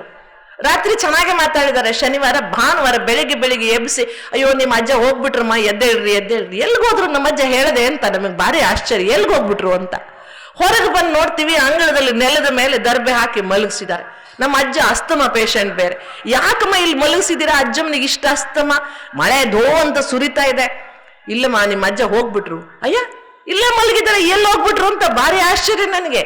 ಅಲ್ಗಡಿಸ್ದೆ ನಾನು, ಹೇಳಜ್ಜ ಹೇಳಿ, ಎಲ್ಲಿ ಹೇಳ್ಬೇಕು? ಅಜ್ಜ ಹೇಳಲೇ ಇಲ್ಲ. ಆಗ ಅಲ್ಲೇ ಅಳ್ತಾ ಕೂತಿದ್ಲು ನಮ್ಮ ಅಜ್ಜಿ. ಅಮ್ಮ ಅಜ್ಜನ ತಲೆ ಹತ್ರ ದೀಪ ಯಾಕಮ್ಮ ಹಚ್ಚಿಟ್ಟಿದ್ದೀರಾ ಅಂತ ಕೇಳಿದೆ. ನಾವೆಲ್ಲ ಚಿಕ್ಕೂರಿರುವಾಗ ನಮ್ಗೆ ಏನ್ ಹೇಳಿದ್ರು ಅಂದ್ರೆ, ಯಾರ್ದು ತಲೆ ಹತ್ರ ದೀಪ ಹಚ್ಚಬಾರದು. ಅವಾಗೆಲ್ಲ ಎಣ್ಣೆ ದೀಪದಲ್ಲಿ ಬೆಳೆದವರು ನಾವ್ಯಾರು ಕರೆಂಟ್ನಲ್ಲಿ ಓದಿ ಬೆಳೆದವರಲ್ಲ. ಹಾಗಾಗಿ ಆ ಸಂದರ್ಭದಲ್ಲಿ ಯಾವತ್ತೂ ದೀಪ ತಲೆ ಹತ್ರ ಹಚ್ಚಿದ್ರೆ ನಮಗೆ ಸರದಿ ಪೆಟ್ಟು ಬೀಳೋದು ಮನೆಯಲ್ಲಿ. ಅಂಥದ್ದು ಅಜ್ಜನ ತಲೆ ಹತ್ರ ಯಾಕೆ ದೀಪ ಹಚ್ಚಿದ್ದೀರಿ ಅಂದರೆ, ನಮ್ಮ ಅಜ್ಜಿ ಏನು ಹೇಳಿದ್ರು ಗೊತ್ತಾ, ನಿಮ್ಮ ಅಜ್ಜ ದೇವ್ರ ಹತ್ರ ಹೋಗ್ತಿದ್ದಾನೆ, ಅವನಿಗೆ ದಾರಿ ಕಾಣಲಿ ಅಂತ ಹಚ್ಚಿದೀವಿ ಅಂತ. ನಿಜವಾಗಿ ಹೇಳ್ತೇನೆ, ನಂಗೆ ನಗು ಬಂದೋಯ್ತು. ಏನಮ್ಮ ನೀನು ಇಲ್ಲ ಹಚ್ಚಿದ ದೀಪ ಅಲ್ಲಿವರೆಗೂ ಕಾಣ್ತಿಲ್ಲ, ದೇವ್ರ ಹತ್ರ ಹೋಗೋನಿಗೆ ಈ ದೀಪ ಕಾಣುತ್ತಾ, ಏನು ಸುಮ್ಮನೆ ಹೇಳ್ತೀಯಾ ಅಂತಂದೆ ನಾನು. ಹಂಗೆ ಹೇಳಿದ ತಕ್ಷಣ ಎಲ್ಲ ನೆಂಟ್ರೆಲ್ಲ ಬಂದ್ಬಿಟ್ಟಿದ್ರಲ್ಲ, ಅಜ್ಜ ತೀರ್ಕೊಂಡ್ರು ಅಂತ. ಹುಟ್ಟು 3 ಸೋಮವಾರ ಆಗಿಲ್ಲ, ಎಷ್ಟು ಮಾತಾಡ್ತೀಯ, ಮುಚ್ಕೊಂಡು ಕೂತ್ಕೋ ಸುಮ್ಮನೆ ಅಂತ. ಉತ್ತರನೇ ಹೇಳಿಲ್ಲ. ಯಾಕೆ ದೀಪ ಹಚ್ಚಿದ್ದೀರಪ್ಪ? ನಿಮ್ಮ ಮಕ್ಕಳು ಏನಾದ್ರು ಕೇಳಿದ್ರೆ ಏನು ಉತ್ತರ ಹೇಳ್ತೀರಿ ನೀವು? ಯಾಕೆ ತಲೆ ಹತ್ರ ದೀಪ ಹಚ್ತಾರೆ ಯಾರಾದರೂ ಸತ್ತೋಗ್ಬಿಟ್ರೆ? ಯಾರಿಗೂ ಗೊತ್ತಿಲ್ಲ. ನನ್ನ ಭಾಗ್ಯ ಚೆನ್ನಾಗಿತ್ತು, ನನಗೆ ಉತ್ತರ ಸಿಕ್ತು. ಈಶ್ವರಿ ವಿಶ್ವವಿದ್ಯಾಲಯಕ್ಕೆ ಬಂದ ಮೇಲೆ ಗೊತ್ತಾಯ್ತು ನನಗೆ, ಯಾರಾದರೂ ಸತ್ರೆ ಯಾಕೆ ದೀಪ ಹಚ್ತಾರೆ ಅಂತ. ಪ್ರತಿಯೊಂದು ದೇಹದಲ್ಲಿ ಎಣ್ಣೆ ಇಲ್ಲದೆ ಉರಿಯುವ ಒಂದು ದೀಪ ಇದೆ, ಎಂದು ನಂದದ ಒಂದು ದೀಪ ಇದೆ, ಎಂದು ಆರಿ ಹೋಗದ ಒಂದು ದೀಪ ಇದೆ, ಎಂದು ನಾಶವಾಗದ ಒಂದು ದೀಪ ಇದೆ. ಅದಕ್ಕೆ ಹೇಳ್ತಾರೆ ಜಾತಿ ಯಾವ ಜ್ಯೋತಿಯಮ್ಮ ಜಗದೀಶ್ವರಿ ಅಲ್ವಾ. ಜ್ಯೋತಿ ಯಾವ ಜಾತಿಯಮ್ಮ, ನಾನು ಉಲ್ಟಾ ಹೇಳ್ಬಿಟ್ಟೆ, ಜ್ಯೋತಿ ಯಾವ ಜಾತಿಯಮ್ಮ ಜಗದೀಶ್ವರಿ ಅಂತ. ಆತ್ಮೀಯರೇ, ಬಹಳ ಅಗತ್ಯವಾಗಿ ಈ ಅರಿವು ನಮಗೆ ಯಾಕೆ ಬೇಕು? ನಾನು ನಿನ್ನೆ ಒಂದು ಪ್ರಶ್ನೆ ಕೇಳಿದ್ದೆ, ನಿಮಗೆ ಉತ್ತರ ಸಿಕ್ತು ಅಂದ್ಕೊಳ್ತೀನಿ. ಗಂಟೆ ಬಾರಿಸಿದ್ದೇವರಿಗೆ ಯಾಕೆ ಗಂಟೆ ಬಾರಿಸ್ತೀವಿ ಅಂತ ಉತ್ತರ ಸಿಕ್ತಾ? ನೋಡಿ, ಬಹಳ ಮುಖ್ಯವಾಗಿ ನಾನೀಗ ನಿಮಗೆ ಹೇಳಿದ ಜ್ಞಾನಕ್ಕೂ ಗಂಟೆ ಬಾರಿಸುವುದಕ್ಕೂ ಬಹಳ ಹತ್ತಿರದ ಸಂಬಂಧವಿದೆ. ಪ್ರತಿಯೊಂದು ಶರೀರವನ್ನು ನಡೆಸುವ ಶಕ್ತಿ ಒಂದು ಚೈತನ್ಯ, ಅದು ಅರಿವಾದಾಗ ನಾನು ನಿಮಗೆ ಹೇಳ್ತೇನೆ ಒಂದು ಹೇಗೆ ಸಮಸ್ಯೆಗಳು ಬಗೆಹರಿತವೆ ಅನ್ನುವುದಕ್ಕೆ ಒಂದು ಸಣ್ಣ ಉದಾಹರಣೆ ಹೇಳ್ತೇನೆ. ಕಳೆದ ವರ್ಷ ಜುಲೈನಲ್ಲಿ ಒಂದು ಹುಡುಗನ ಸಮಸ್ಯೆ ಬಂತು ನನ್ನ ಹತ್ರ. ಒಂದು 8-9 ವರ್ಷದ ಹುಡುಗ, ಸಿಕ್ಕಾಪಟ್ಟೆ ಸಿಟ್ಟು ಅವನಿಗೆ.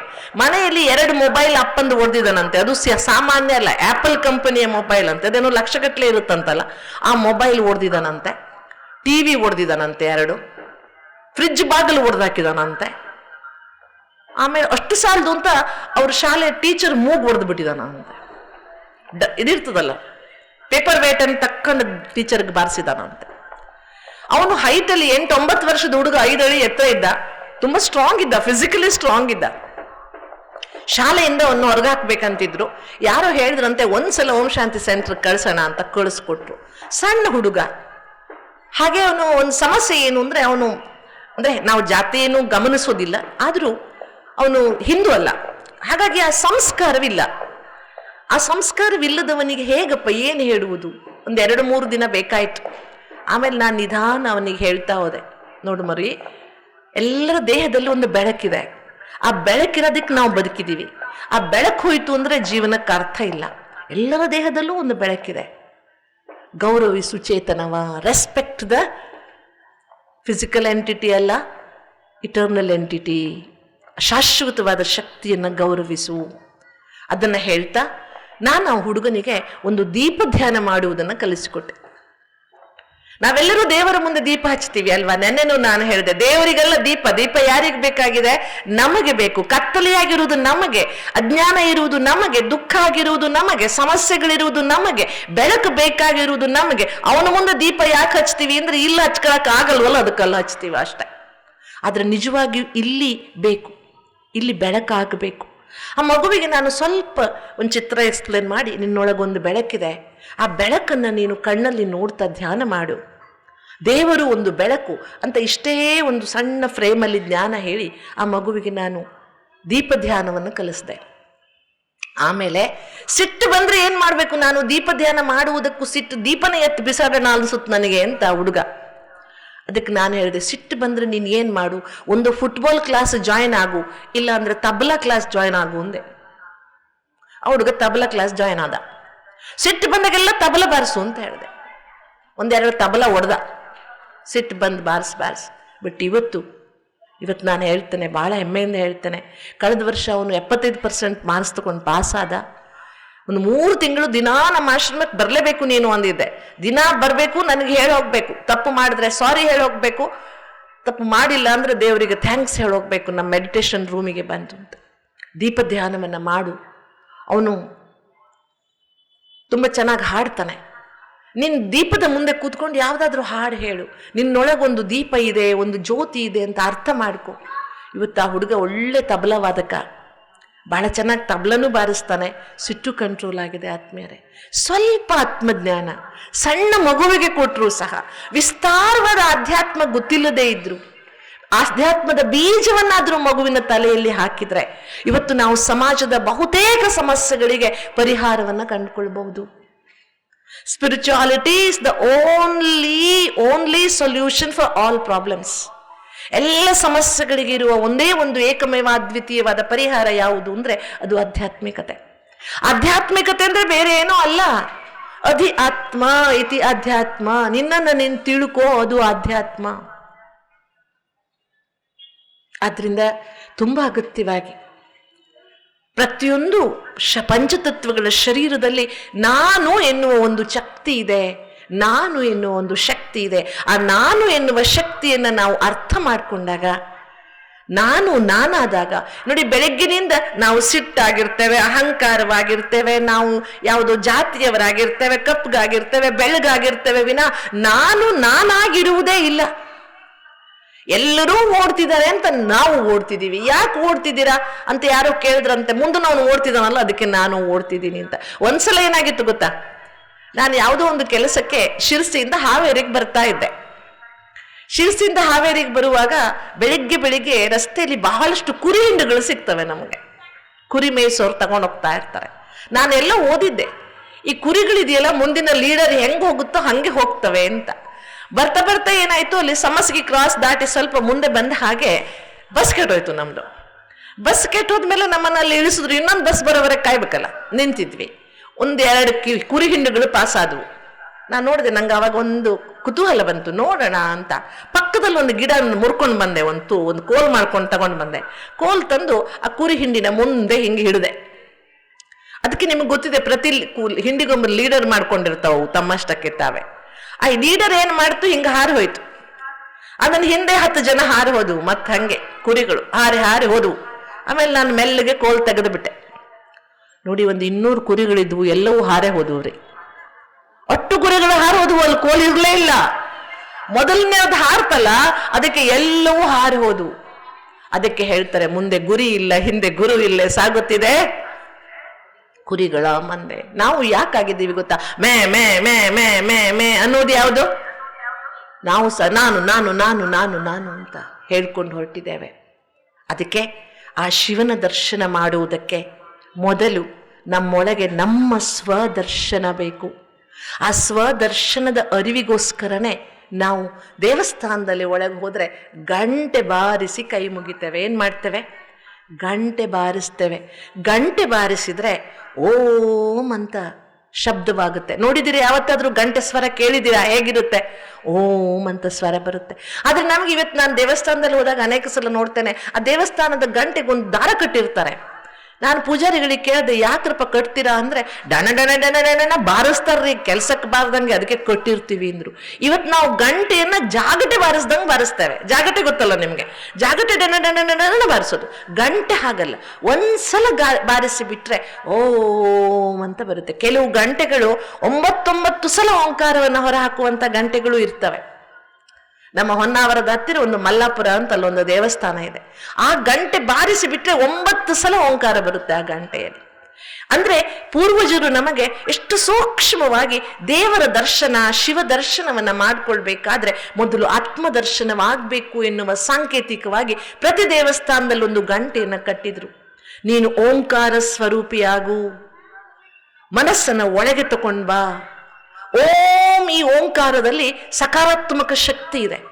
ನೀವು ಒಂದ್ಸಲ ಮನಪೂರ್ವಕವಾಗಿ ಓಂ ಅಂತ ಹೇಳಿ, ಆಗ ಇಡೀ ಶರೀರದಲ್ಲಿ ಒಂದು ರೋಮಾಂಚನವಾಗ್ತದೆ, ಒಂದು ಸಕಾರಾತ್ಮಕ ಶಕ್ತಿಯ ಆವಿರ್ಭಾವವಾಗ್ತದೆ.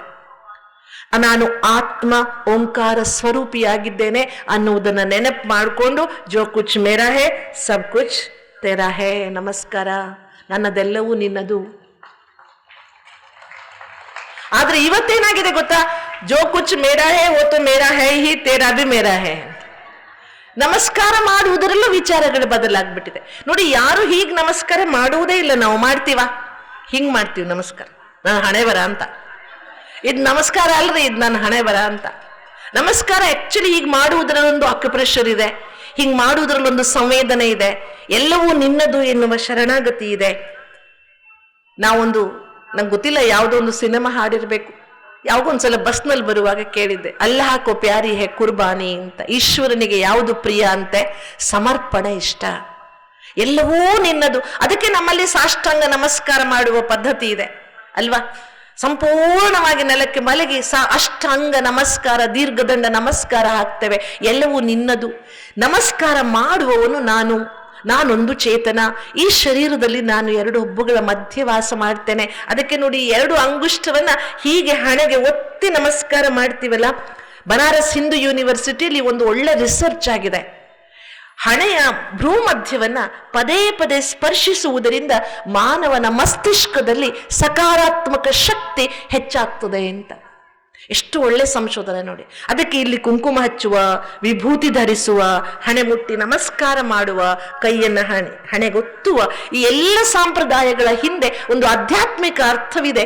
ಶರೀರದಲ್ಲಿ 2 ಹುಬ್ಬುಗಳ ಮಧ್ಯೆ ಆತ್ಮ ಇದೆ.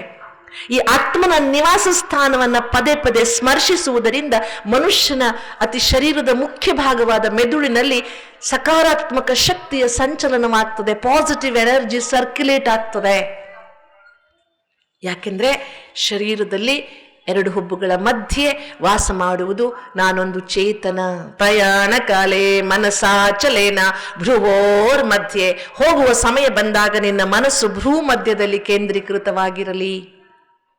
ಆದ್ರಿಂದ ಆತ್ಮೀಯರೇ, ಇವತ್ತಿದ್ದು ನಾಳೆ ಬಿದ್ದು ಹೋಗುವ ನೆಲ, ಜಲ, ಅನಿಲ, ಆಕಾಶ, ಪ್ರಕಾಶಗಳಿಂದಾದ ಈ ಶರೀರವನ್ನ ನಡೆಸುವ ಶರೀರದ ಮಾಲೀಕ, ಮನೆಯ ಮಾಲೀಕ, ಗಾಡಿಯ ಚಾಲಕ, ಮಂದಿರದ ಚೈತನ್ಯ ಮೂರ್ತಿ ನಾನೊಂದು ಚೈತನ್ಯ ದಿವ್ಯ ಶಕ್ತಿ ಪ್ರಭೆ.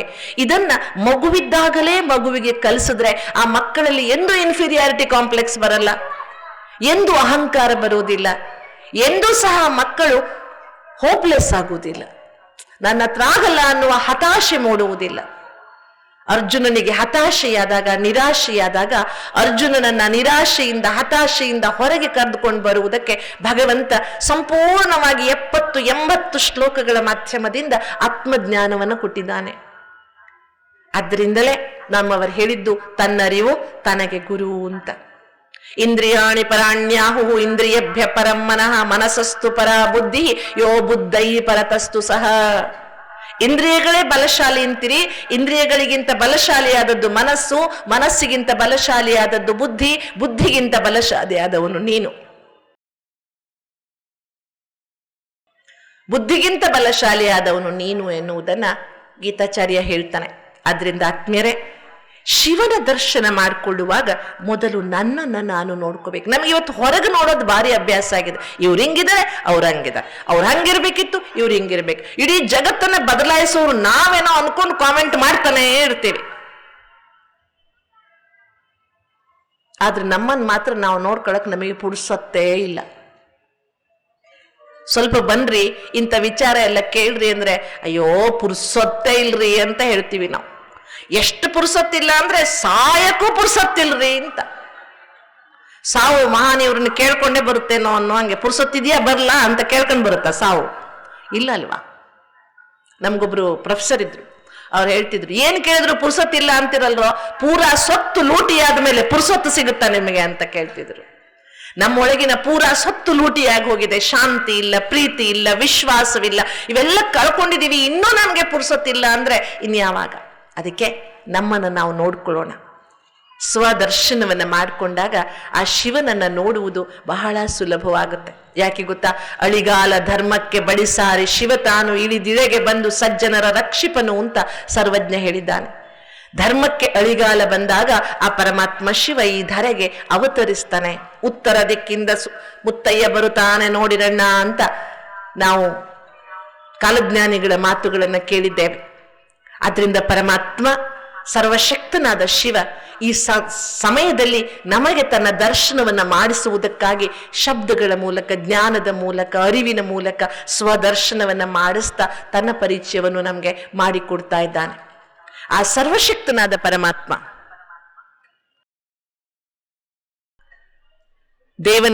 ದೇವನೊಬ್ಬ ನಾಮ ಹಲವು ಅಂತ ಯಾವ ಪರಮಾತ್ಮನನ್ನ ನಾವು ಕೇಳ್ತಾ ಬಂದಿದ್ದೇವೆ, ಯಾವ ಪರಮಾತ್ಮನನ್ನ ನಾವು ಪೂಜೆ ಮಾಡ್ತಾ ಬಂದಿದ್ದೇವೆ, ಆ ಸರ್ವಶಕ್ತನಾದ ಜಗದ್ವಂದಿಯನಾದ ಪರಮಾತ್ಮ ಯಾರನ್ನ ಶಿವ ಅಂತ ಹೇಳ್ತಾರೆ.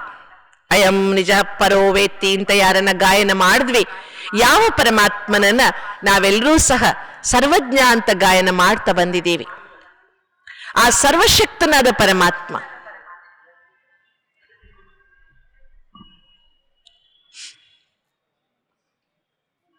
ಅವನು ಪರಶಿವ. ಶಿವ ಎನ್ನುವ ಶಬ್ದ 2 ಅಕ್ಷರಗಳಿಂದಾಗಿದೆ. ಶಿವ ಎಂದರೆ ನೋಡಿ ಎಷ್ಟು ಚಂದ ಅರ್ಥ. ಅವನು ಎಂದು ಅಶಿವನಲ್ಲ, ಅವನು ಸದಾಶಿವ. ಶಿವಕ್ಕೇನು ಸೇರಿಸ್ತೇವೆ? ಸದಾಶಿವ. ಅವನೆಂದು ಅಶಿವನಾಗುವುದಿಲ್ಲ, ಅಂದ್ರೆ ಅಕಲ್ಯಾಣ ಮಾಡುವುದಿಲ್ಲ, ಮಂಗಳ ಮಾಡುವುದಿಲ್ಲ. ಎಲ್ಲರಿಗೂ ಯಾವಾಗಲೂ ಶುಭವನ್ನೇ ಮಂಗಳವನ್ನೇ ಮಾಡುವವನು ಅವನು ಶಿವ. ನಿಮ್ಗೆ ಗೊತ್ತಿದೆ, ಈ ಶಿವ ಎನ್ನುವ ಶಬ್ದವನ್ನ ಸ್ವಲ್ಪ ಅಪಭ್ರಂಶ ಮಾಡಿ ಶಿವ ಅಂತ ಅಂದ್ಬಿಟ್ರೆ, ಶಿವ ಅಂದ್ರೆ ಶಿವಾಯ ಅನ್ಬೇಕು. ಬರೀ ಶಿವ ಅಂದ್ರೆ ಹೆಣ್ಣು ನರಿ ಅಂತ ಅರ್ಥವಾಗ್ತದೆ ಸಂಸ್ಕೃತದಲ್ಲಿ. ಶಿವ ಈ ಜಗತ್ತನ್ನು ಕಾಯುವವನು, ಸರ್ವಶಕ್ತನಾದವನು, ಯಾರನ್ನ ಈಶ್ವರ ಅಂತ ಹೇಳ್ತೇವೆ. ನಮ್ಮೆಲ್ಲರ ಜೀವನದ ಈ ಸೃಷ್ಟಿಯ ಮೂಲ ಪುರುಷ ಅವನು. ಯಾರನ್ನ ಜ್ಯೋತಿಷಾಮಪಿ ತಜ್ಜ್ಯೋತಿ ತಮಸಃ ಪರಮುಚ್ಯತೆ ಜ್ಞಾನಂ ಜ್ಞೇಯಂ ಜ್ಞಾನಗಮ್ಯಂ ಹೃದಯ ಸರ್ವಸ್ಯ ವಿಷ್ಠಿತಂ ಅಂತ ಭಗವದ್ಗೀತೆ ಗಾಯನ ಮಾಡ್ತಿದೆ. ಯಾರನ್ನ ನಾವೆಲ್ಲರೂ ಸಹ ಆ ಸರ್ವಶಕ್ತನಾದ ಪರಶಿವನಾದ ಪರಮಾತ್ಮನನ್ನ, ದೇಹವಿಲ್ಲದವನು ಅವನು, ಅಸುರ ಮಾಲೆಗಳಿಲ್ಲ, ತ್ರಿಶೂಲ ಡಮರುಗವಿಲ್ಲ, ಋಷಿಯ ಮಗಳಡನಿದ್ದಾತನಲ್ಲ, ಭಸ್ಮಭೂಷಣನಲ್ಲ, ಎಸಗುವ ಸಂಸಾರದ ಕುರುಹಿಲ್ಲದಾತಂಗೆ ಹೆಸರಾವುದು ಎಂದ ಅಂಬಿಗರ ಚೌಡಯ್ಯ ಅಂತ ಎಲ್ಲ ವಚನಕಾರರು ಆ ಪರಶಿವ ಪರಮಾತ್ಮನನ್ನ ಪ್ರಾರ್ಥನೆ ಮಾಡ್ತಾ ಬಂದಿದ್ದಾರೆ. ಯಾವ ಶಿವನನ್ನ ಸತ್ಯಂ ಶಿವಂ ಸುಂದರಂ ಅಂತ ಗಾಯನ ಮಾಡಿದ್ದೇವೆ. ಅವನು ಸತ್ಯ, ಅವನು ಶಿವ, ಅವನು ಸುಂದರ. ಅವನೆಂದು ಅಸುಂದರನೂ ಆಗುವುದಿಲ್ಲ, ಅಸತ್ಯವೂ ಆಗುವುದಿಲ್ಲ. ಇವತ್ತು ಸತ್ಯ ಅನ್ನುವ ಶಬ್ದ ಬಂದ್ರೆ ಎಷ್ಟೋ ಜನಕ್ಕೆ ಸತ್ಯ ಶಬ್ದದ ಅರ್ಥವೇ ಗೊತ್ತಿಲ್ಲ. ಸತ್ಯ ಅಂದ್ರೆ ಏನು?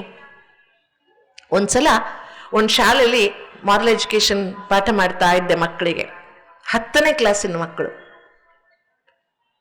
ಮಾರಲ್ ವ್ಯಾಲ್ಯೂಸ್ ಬಗ್ಗೆ ಹೇಳುವಾಗ ಕೋರ್ ವ್ಯಾಲ್ಯೂಸ್ ಅಂತ 5 ವ್ಯಾಲ್ಯೂಸ್ಗಳನ್ನ ತಗೊಳ್ತೀವಿ. ಮೂಲ ಮೌಲ್ಯಗಳು ಯಾವುದು ಅಂತ ಕೋರ್ ವ್ಯಾಲ್ಯೂಸ್. ಅದರಲ್ಲಿ ಸತ್ಯ, ಅಹಿಂಸೆ ಇವೆಲ್ಲ ಬರ್ತವೆ. ಆಗ ನಾನು ಕ್ಲಾಸಲ್ಲಿ ಕೇಳಿದೆ, ಮಕ್ಕಳೇ ಸತ್ಯ ಅಂದ್ರೆ ಏನ್ರೋ ಅಂತ. 10ನೇ ಕ್ಲಾಸಿನ ಮಕ್ಕಳಲ್ವಾ, ಸ್ವಲ್ಪ ಬುದ್ಧಿವಂತರು ಇರ್ತಾರೆ. ಅದು ಪ್ರಸಿದ್ಧ ಶಾಲೆಯ ಮಕ್ಕಳು, ಕಾನ್ವೆಂಟಿನ ಮಕ್ಕಳು. ಏನ್ರಪ್ಪ ಸತ್ಯ ಅಂದ್ರೆ ಏನು? What is the definition of truth ಅಂತ. ಸತ್ಯ ಅಂದ್ರೆ ಏನು ಅಂತ ಒಬ್ಬ ಹುಡುಗ ಕೈ ಎತ್ತಿದ. ಹೇಳಪ್ಪ ತಮ್ಮ ಅಂದೆ. ಸಿಸ್ಟರ್, ದೆಹಲಿಯಲ್ಲಿ ಒಂದು ಸತ್ಯ ಮಾರ್ಗ ಅಂತ ಇದೆ, ಸತ್ಯದ ಡೆಫಿನೇಷನ್ ಅಂತ ಇದು. ದೆಹಲಿಯಲ್ಲಿ ಒಂದು ಮಾರ್ಗ ಇದೆ, ಅದರ ಹೆಸರು ಸತ್ಯ ಮಾರ್ಗ. ಇದು ಸತ್ಯದ ಡೆಫಿನೇಷನ್. 10ನೇ ಕ್ಲಾಸಿನ ವಿದ್ಯಾರ್ಥಿ ಹೇಳುವುದು.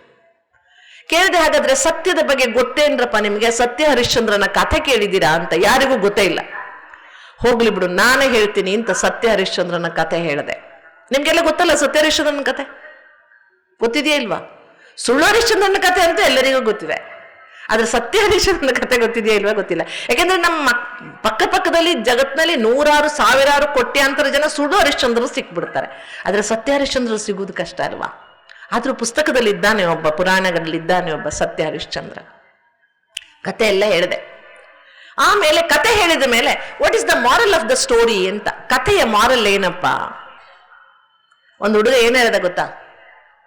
The moral of the story is, ಕಥೆಯ ಸಾರ ಏನು ಅಂದ್ರೆ ಸತ್ಯ ಹೇಳಬಾರ್ದು ಅಂತ. ಏನಂತೆ? ಸತ್ರು ಸತ್ಯ ಹೇಳಬಾರ್ದು. ಯಾಕಪ್ಪ ಅಂದೆ. ಸತ್ಯ ಹೇಳಿದ್ರೆ ಸ್ಮಶಾನ ಕಾಯ್ಬೇಕಾಗುತ್ತಲ್ಲ, ಅದಕ್ಕೆ ಸತ್ಯ ಹೇಳಕ್ಕಿಂತ ಸುಳ್ಳು ಹೇಳ ಮಜಾ ಮಾಡಂತ. ಇದು ಇವತ್ತಿನ ತಿಳುವಳಿಕೆ. ಬಹಳ ಮುಖ್ಯವಾಗಿ ಆತ್ಮೀಯರೇ, ಸತ್ಯ ಪರಮಾತ್ಮನ ಸ್ವರೂಪ. ಸತ್ಯ ನಮ್ಮೆಲ್ಲರ ಒರಿಜಿನಲ್ ಕ್ವಾಲಿಟಿ. ಸತ್ಯ ಅಂದ್ರೆ ಬರೀ ಸತ್ಯ ಮಾತಾಡುವುದಲ್ಲ. ಸತ್ಯ ನಾನೊಂದು ಸತ್ಯ, ಶಾಶ್ವತ. ಯಾವ ಆತ್ಮನಿಗೆ ನಾಶವೇ ಇಲ್ಲ ಅಂತಹ ಆತ್ಮ ನಾನು. ಪರಮಾತ್ಮನು ಸತ್ಯ, ನಿತ್ಯ, ಪರಿವರ್ತನೆಯೇ ಇಲ್ಲದ ಶಾಶ್ವತವಾದ ಸ್ವರೂಪ ಪರಮಾತ್ಮನದು. ಅವನೆಷ್ಟು ಶಾಶ್ವತವೋ ನಾನೆಷ್ಟು ಶಾಶ್ವತವೋ, ಅವನ ಗುಣಗಳು ಅಷ್ಟೇ ಶಾಶ್ವತ. ಇದೊಂದು ಸತ್ಯ. ಆ ಶಿವನನ್ನ ಅರ್ಥ ಮಾಡಿಕೊಳ್ಬೇಕಾದ್ರೆ ಈ 3 ಸತ್ಯಗಳ ಅರ್ಥವಾಗಬೇಕು ನಮಗೆ. ಅವನೂ ಸತ್ಯ, ನಾನೂ ಸತ್ಯ, ನಮ್ಮಿಬ್ಬರಲ್ಲಿಯ ಮೌಲ್ಯಗಳು, ಗುಣಗಳು ಶಾಶ್ವತ ಸತ್ಯ. ಮಹಾಭಾರತದಲ್ಲಿ ಒಂದು ಸನ್ನಿವೇಶ ಬರುತ್ತೆ. ಭೀಷ್ಮ ಪಿತಾಮಹ ಗಂಗಾ ನದಿಯ ತೀರದಲ್ಲಿ ತುಂಬಾ ಬೇಜಾರಿಂದ ಓಡಾಡ್ತಾ ಇರ್ತಾರೆ, ದುಃಖಿತರಾಗಿರ್ತಾರೆ. ಆಗ ಗಂಗೆ ತಾಯಿ ಕೇಳ್ತಾಳೆ, ಯಾಕಪ್ಪ ದುಃಖಿಯಾಗಿದೆಯ ಮಗನೇ ಅಂತ. ಆಗ ಭೀಷ್ಮ ಪಿತಾಮಹ ಹೇಳ್ತಾರೆ, ಅಮ್ಮ, ನಮ್ಮ ಎದುರೇ ನಾವೇ ಸ್ಥಾಪಿಸಿದ ಮೌಲ್ಯಗಳು ನಮ್ಮೆದುರೇ ನಾಶವಾಗ್ತಾ ಇವೆ. ನಮ್ಮ ಮಕ್ಕಳೇ ನಾವು ಸ್ಥಾಪಿಸಿದ ಮೌಲ್ಯಗಳನ್ನು ನಾಶ ಮಾಡ್ತಿದ್ದಾರೆ, ಅದಕ್ಕೆ ತುಂಬ ಬೇಜಾರಾಗಿದೆ ಅಂತ ಹೇಳ್ತಾರೆ. ಆದರೆ ವೇದವ್ಯಾಸರು ಗಂಗೆಯ ಬಾಯಿಯಿಂದ ಭಾರೀ ಚಂದದ ಒಂದು ಮಾತನ್ನ ಹೇಳಿಸಿದ್ದಾರೆ. ಏನು ಗೊತ್ತಾ? ನೋಡಿ, ಈಗ ಈ ಸ್ಟೇಜ್ ಹತ್ತು ಬರುವುದಕ್ಕೆ ಇಲ್ಲಿ ಮೆಟ್ಲಿದಾವೆ ಅಲ್ವಾ? ನಾವೆಲ್ಲರೂ ಈ ಸ್ಟೇಜಿಂದ ಮೆಟ್ಲ ಮೇಲೆ ಹತ್ಕೊಂಡು ಬಂದ್ವಿ. ಈ ಸ್ಟೇಜಿಂದ ಇಳಿದು ಹೋಗ್ಬೇಕಾದ್ರೂ ಅದೇ ಮೆಟ್ಲಿಂದ ಇಳಿದು ಹೋಗ್ತೀವಿ. ಮೆಟ್ಲು ತನ್ನ ಜಾಗದಲ್ಲೇ ಇದೆ, ಅದು ಹತ್ತುವುದೂ ಇಲ್ಲ, ಇಳಿಯುವುದೂ ಇಲ್ಲ. ಮೆಟ್ಲು ಹತ್ತುತ್ತಾ? ನೋಡಿ, ನಾವು ಮಾತಾಡುವಾಗ ಎಷ್ಟೋ ಸಲ ಈ ರಸ್ತೆ ಎಲ್ಗೋಗುತ್ತೆ ಅಂತ ಕೇಳ್ತೀವಿ. ರಸ್ತೆ ಎಲ್ಗೂ ಹೋಗಲ್ರಿ, ರಸ್ತೆ ಎಲ್ಗಾರ ಹೋಗುತ್ತಾ? ರಸ್ತೆ ಅಲ್ಲೇ ಇರುತ್ತೆ. ಅದನ್ನ ನಾವು ಕನ್ನಡ ಮಾತಾಡುವಾಗ ಎಷ್ಟು ತಪ್ಪು ಮಾಡ್ಬಿಡ್ತೀವಿ, ರಸ್ತೆ ಎಲ್ಗೋಗುತ್ತೀರಿ ಅಂತ ಕೇಳ್ತೇವೆ. ರಸ್ತೆ ಅಲ್ಲೇ ಇರುತ್ತೆ, ಆ ರಸ್ತೆ ಮೂಲಕ ನಾವು ಹೋಗ್ತೇವೆ. ಹಾಗೆ ಈ ಮೆಟ್ಲುಗಳು ಅಲ್ಲಿ ಎಲ್ಲೂ ಹೋಗೋದಿಲ್ಲ, ಅಲ್ಲೇ ಇದ್ದಾವೆ ಮೆಟ್ಲು. ಗಂಗೆ ಎಷ್ಟು ಚಂದ ಹೇಳ್ತಾಳೆ ಅಂದ್ರೆ, ಜೀವನದಲ್ಲಿ ಮೌಲ್ಯಗಳು ಮೆಟ್ಲಿದ್ದ ಹಾಗೆ. ಆ ಮೌಲ್ಯಗಳನ್ನ ನಾವು ಸದುಪಯೋಗ ಮಾಡ್ಕೊಂಡ್ರೆ ಮೇಲ್ ಹೋಗ್ತೀವಿ, ಆ ಮೌಲ್ಯಗಳನ್ನ ನಾವು ದುರುಪಯೋಗ ಮಾಡ್ಕೊಂಡ್ರೆ ನಾವು ಕೆಳಗಿಳಿತೀವಿ. ಆದ್ರೆ ಮೌಲ್ಯಗಳೆಂದು ನಾಶವಾಗುವುದಿಲ್ಲ. Values are eternal. ಮೌಲ್ಯಗಳೆಂದು ನಾಶವಾಗುವುದಿಲ್ಲ. ಮೌಲ್ಯಗಳು ಕಳೆಗುಂದಬಹುದು, ಮೌಲ್ಯಗಳನ್ನು ನಾವು ನಿರ್ಲಕ್ಷಿಸಬಹುದು, ಆದರೆ ಮೌಲ್ಯಗಳು ನಾಶ ಆಗುವುದಿಲ್ಲ. ಯಾಕೆಂದ್ರೆ ಮೌಲ್ಯಗಳ ಮೂಲ ಪರಮಾತ್ಮ. ಎಲ್ಲ ಮೌಲ್ಯಗಳ ರಿಸೋರ್ಸ್ ಯಾರು? ಎಲ್ಲ ಮೌಲ್ಯಗಳು ಮೊದಲು ಶುರುವಾಗುವುದು ಎಲ್ಲಿಂದ? ಆ ಪರಮಾತ್ಮನಿಂದ, ಆ ಶಿವನಿಂದ. ಅವನೆಷ್ಟು ಶಾಶ್ವತವೋ ಆ ಮೌಲ್ಯಗಳು ಅಷ್ಟೇ ಶಾಶ್ವತ. ಇದು ನಮಗೆ ಅರ್ಥವಾದಾಗ, ಅಯ್ಯೋ, ಈ ಜಗತ್ತಿಗೆ ಯಾವ ಭವಿಷ್ಯ ಇಲ್ರಿ, ನಮ್ಮ ದೇಶಕ್ಕಂತೂ ಇಲ್ವೇ ಇಲ್ರಿ, ಮಕ್ಕಳೆಲ್ಲ ಕೆಟ್ಟು ಕುಲ್ಗೆಟ್ಟೋಗಿದಾರ್ರಿ ಅನ್ನುವ ನಿರಾಶಾದಾಯಕ ಮಾತುಗಳು ನಮ್ಮಲ್ಲಿ ಬರುವುದಿಲ್ಲ. ಯಾಕೆಂದ್ರೆ where there is a will there is a way. ಮನಸ್ಸಿದ್ದರೆ ಮಾರ್ಗ ಇದೆ. ಆ ಮನಸ್ಸನ್ನ ಎಚ್ಚರಿಸಬೇಕಾದ್ರೆ, ಮನಸ್ಸನ್ನ ಜಾಗೃತ ಮಾಡಬೇಕಾದ್ರೆ, ಮನಸ್ಸನ್ನ ಶಕ್ತಿಶಾಲಿ ಮಾಡಬೇಕಾದ್ರೆ, ಆ ಮನಸ್ಸನ್ನ ಆ ಮಹಾದೇವನ ಜೊತೆಗೆ ಜೋಡಿಸುವ ಕೆಲಸವನ್ನ ಮಾಡಬೇಕು. ಆ ಮನಸ್ಸು ನನ್ನದು ಎನ್ನುವುದು ಅರ್ಥವಾಗಬೇಕು. ಬಹಳ ಸಲ ಹೇಳ್ಬಿಡ್ತೇವೆ, ಮನಸ್ಸು ಮಂಗ ಇದ್ದಂಗ್ರಿ ಅಂತ ಅಲ್ವಾ? ಮನಸ್ಸೊಂದು ಮಂಗಿದ್ದಂಗೆ, ಕ್ಷಣಚಿತ್ತ ಕ್ಷಣಪಿತ್ತ ಅಂತ. ಒಂದು ಕ್ಷಣ ನಿಂತು ವಿಚಾರ ಮಾಡಿ, ಮನಸ್ಸು ಯಾರದು? ಮನಸ್ಸು ಯಾರದು? ನನ್ನದು ತಾನೆ. ಈಗ ಹೇಳಿ, ನನ್ನ ಮನಸ್ಸು ಮಂಗ ಅಂತ ಹೇಳಿ ನೋಡೋಣ. ಹೇಳ್ತೀರಾ? ಇನ್ ಜನರಲಿ ಮನಸ್ಸು ಮಂಗ ಅಂತ ಹೇಳ್ಬಿಡ್ತೀವಿ. ನನ್ನ ಮನಸ್ಸು ಮಂಗ ಅಂತ ಯಾರಾದ್ರೂ ಹೇಳ್ತೀರಾ? ಹೇಳಲ್ಲ. ಅದಕ್ಕೆ ಮನಸ್ಸು ಮಂಗ ಅಲ್ಲ, ಮನಸ್ಸು ಪುಟ್ಟ ಮಗು ಇದ್ದ ಹಾಗೆ. ಸಣ್ಣ ಮಕ್ಕಳಿಗೆ ನೀವೇನು ಕಲಿಸ್ತಿರೋ ಅದನ್ನ ಅವು ಕಲ್ತ್ಕೊಳ್ತವೆ. ಹಾಗೆ ನಮ್ಮ ಮನಸ್ಸಿಗೆ ನಾವೇನು ಕಲಿಸ್ತೀವೋ ಅದನ್ನ ಕಲ್ತ್ಕೊಳ್ತದೆ. ಶಿವ ನಮಗೆ ದರ್ಶನ ಮಾಡಿಸುವುದು ಈ ಸತ್ಯವನ್ನ. ನಿನ್ನ ಮನಸ್ಸನ್ನ ನೀನು ಟ್ರೈನ್ ಮಾಡು, ಅದಕ್ಕೆ ಟ್ರೈನಿಂಗ್ ಕೊಡು. ಮನಸ್ಸು ಏನೂ ಕಲಿಸದೇ ಇರುವುದರಿಂದ, ನೋಡಿ, ಸಣ್ಣ ಮಕ್ಕಳಿಗೆ ನೀವೇನು ಕಲಿಸ್ಲಿಲ್ಲ ಅಂದ್ರೆ ಏನ್ ಮಾಡ್ತವೆ? ಟಿವಿಯಲ್ಲಿ ನೋಡಿ, ಮೊಬೈಲ್ನಲ್ಲಿ ನೋಡಿ ಡಿಶಿಮ್ ಮಾಡುವುದನ್ನು ಕಲ್ತ್ಕೊಳ್ತವೆ, ಕೆಟ್ಟ ಮಾತುಗಳನ್ನು ಕಲ್ತ್ಕೊಳ್ತವೆ. ಆದರೆ ನೀವು ಸರಿಯಾಗಿ ಮಕ್ಕಳಿಗೆ ಟ್ರೈನಿಂಗ್ ಕೊಟ್ಟರೆ, ಹಂಗೆ ಮಾತಾಡಬಾರ್ದು ತಮ್ಮ, ಅದು ತಪ್ಪಾಗುತ್ತೆ ಪರಿ ಅಂತ ಹೇಳಿ ಕಲಿಸಿದ್ರೆ ಮಕ್ಕಳು ಸರಿದಾರಿಯಲ್ಲಿ ಇರ್ತವೆ.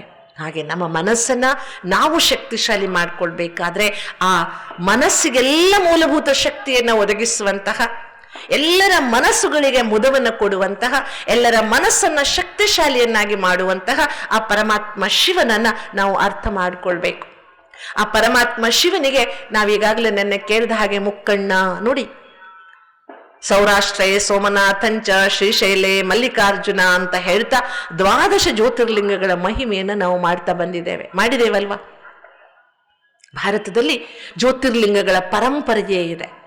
ಊರಿಗೊಬ್ಬ ಈಶ್ವರ ಇದ್ದೇ ಇರ್ತಾನೆ. ನಗರೇಶ್ವರ ಅಂತನೋ ಏನೋ ಒಂದು ಹೆಸರಿನಲ್ಲಿ ಈಶ್ವರನ ಪೂಜೆ ನಡೆಯುತ್ತೆ.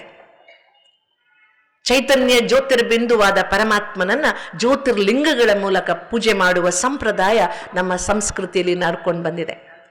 ಶರಣರ ಭಾಷೆಯಲ್ಲಿ ಹೇಳುವುದಾದರೆ, ಅರುಹಿಗಾಗಿ ಕೊಟ್ಟ ಕುರುಹು. ಲಿಂಗಗಳೇನು ಹೇಳಿ? ಅರುಹಿಗಾಗಿ, ತಿಳುವಳಿಕೆಗಾಗಿ ಕೊಟ್ಟಂತಹ ಕುರುಹುಗಳು. ಎಲ್ಲ ಜ್ಯೋತಿರ್ಲಿಂಗಗಳ ಇತಿಹಾಸವನ್ನ ನಾವು ಗಮನಿಸಿದ್ರೆ, ಎಲ್ಲ ಜ್ಯೋತಿರ್ಲಿಂಗಗಳು ಆಕಾಶದಿಂದ ಒಂದು ಜ್ಯೋತಿ ಬಂತು, ಇಲ್ಲಿ ಉದ್ಭವ ಲಿಂಗವಾಯಿತು ಅಂತಾನೆ ಕಥೆ ಬರುತ್ತೆ. ಅಂದ್ರೆ ಪರಮಾತ್ಮ ಜ್ಯೋತಿ ಸ್ವರೂಪನನ್ನ ಜ್ಯೋತಿರ್ಲಿಂಗಗಳ ರೂಪದಲ್ಲಿ ನಾವು ಪೂಜೆ ಮಾಡ್ತಾ ಬಂದಿದ್ದೇವೆ.